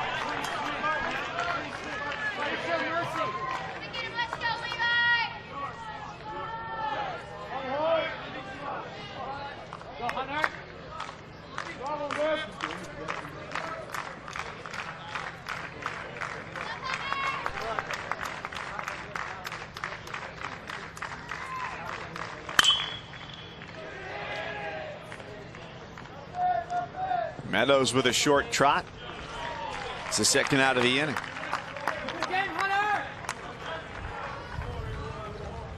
So 8-3, South Carolina leading UNCW.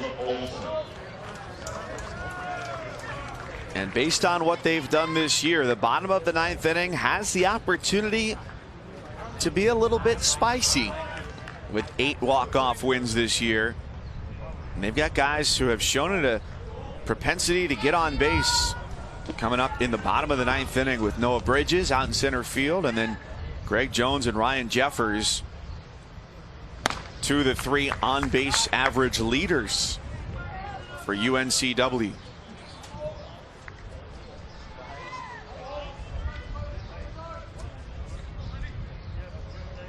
So Gazelle's got to finish off Jacob Olsen and get things to the bottom of the inning. Falls behind 2-0. .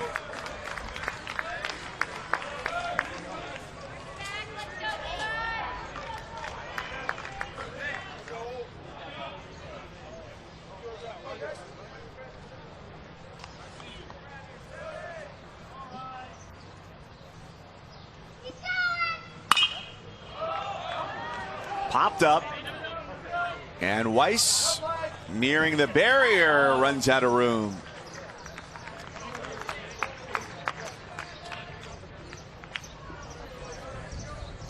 Oh, he played the first one of the game. He put the hand down and leaned over. This one, he kind of drifted toward that barrier, and once he hits it, that leg kind of takes it out from him. I just really think that is an unusual height for a sidewall. It's very dangerous. Bam, takes it right at the knee. Knees. I don't want to see him kind of get there a little bit quicker, but that's time the ball just kind of drifted on him.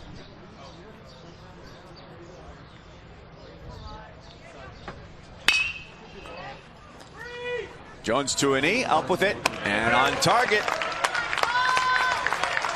Walk-off Wilmington. Can they channel the magic again? The deficit is 5 after Jonah Bride goes deep for the 4th time this year. 10th pitch of the at-bat. A hanging breaking ball, and he hung it out to dry in the jungle. Bottom 9 we go.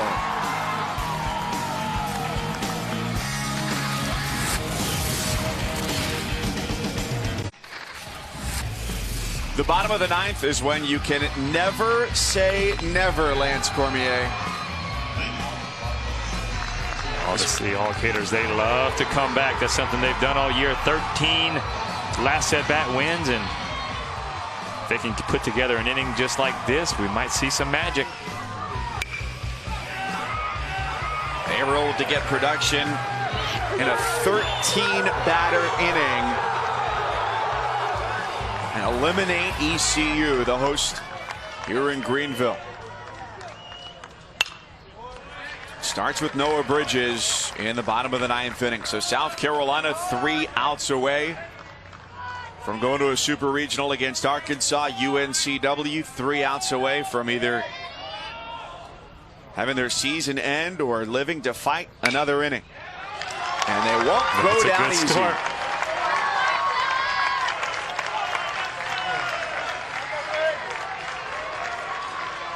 Look for them to go station to station, not try to do too much on the base path. Don't want to run yourself out of an inning. Middle of the order has done some damage. They could get to Byrne, Brown, and Weiss. 6 hits combined between those 3 guys. Those contributors from the regular season finished off May in style and have continued to swing hot bats into the month of June.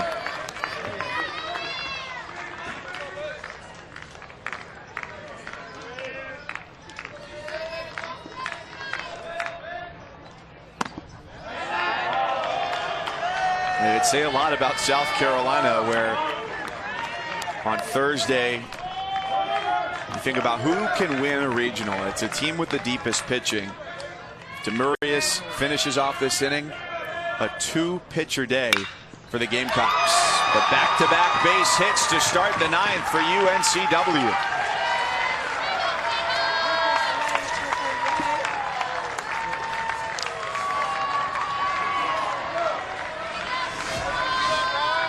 Barry Jones continues to get on base. Already 3 times before this one. This will make 4. Tried to challenge him with the heater. Instead, just moving station to station.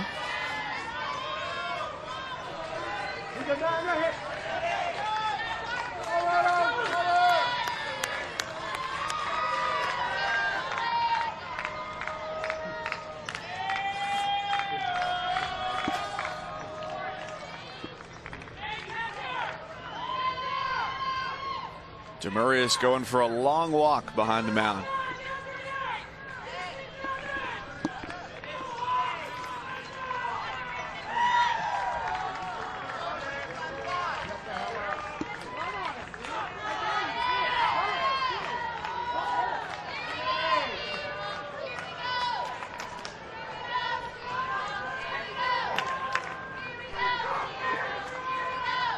Now Skylar Meade convenes a meeting of all minds on the hill and makes the call to the bullpen.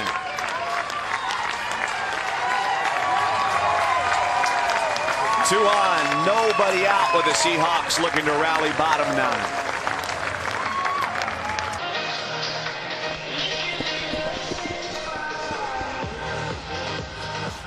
South Carolina goes to the bullpen, trying to hang on here 8-3. Easier said than done at the moment with a couple of base hits to start the bottom of the 9th inning. And if they polish this off, they're on to take on Arkansas in the Super Regionals. UNCW, meanwhile, they need a comeback effort here and yet another win to take the regional crown. Sawyer Bridges coming off a scoreless outing last time he was out there in the regionals, and so he's going to be a guy with a little sidearm motion and a lot of thinking. A little harder than most sidearm guys. 86 can run up there, topping out at 93, but he's much better when he's at the bottom part of that. 86, 87 gets a lot more sink when he gets a little harder. That ball starts to flatten out, comes a lot more hittable. Yep, he notched the save against ECU in that 4-2 victory in their most recent game. Of course, the day off yesterday, giving everybody a little bit more rest for South Carolina. The all-important strike one.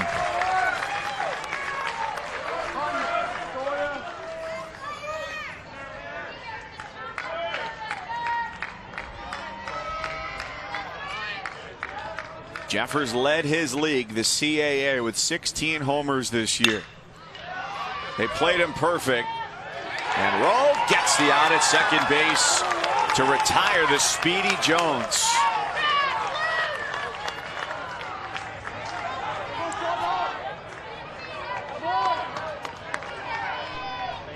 And now here comes Mark Scaff, the head coach. Look at the positioning. South Carolina is all over the defensive positioning. And Justin Rowe didn't know if he'd have enough with that backhand flip, and you could see him jumping, going, get there, get there. That's a great play to be able to get Greg Jones off the base pass. He seems like, get there, come on, please. Oh, and the view is just obscured there by Jeff Gosney, the second base umpire. The amount of close calls in the games that we have done. We've done 6 games, and the close calls, we've had at least 2 to 3 calls per game. Back foot. Yeah, it taps the bag, I think, before Jones' right foot gets in there. How nonchalant he was. LT Tober, like, all right, cool. Usually you'll see those guys like a first baseman go out there and get it. Hard struck right field. Catch is made. And Bridges in to score from third base. Now 2 down. It's 8-4.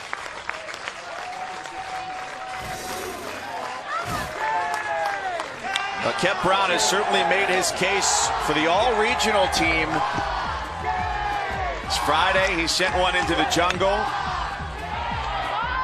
And using all fields earlier today, hitting his second home run of the regional, tucking it inside the pole 320 feet from home. Showing he can go both ways.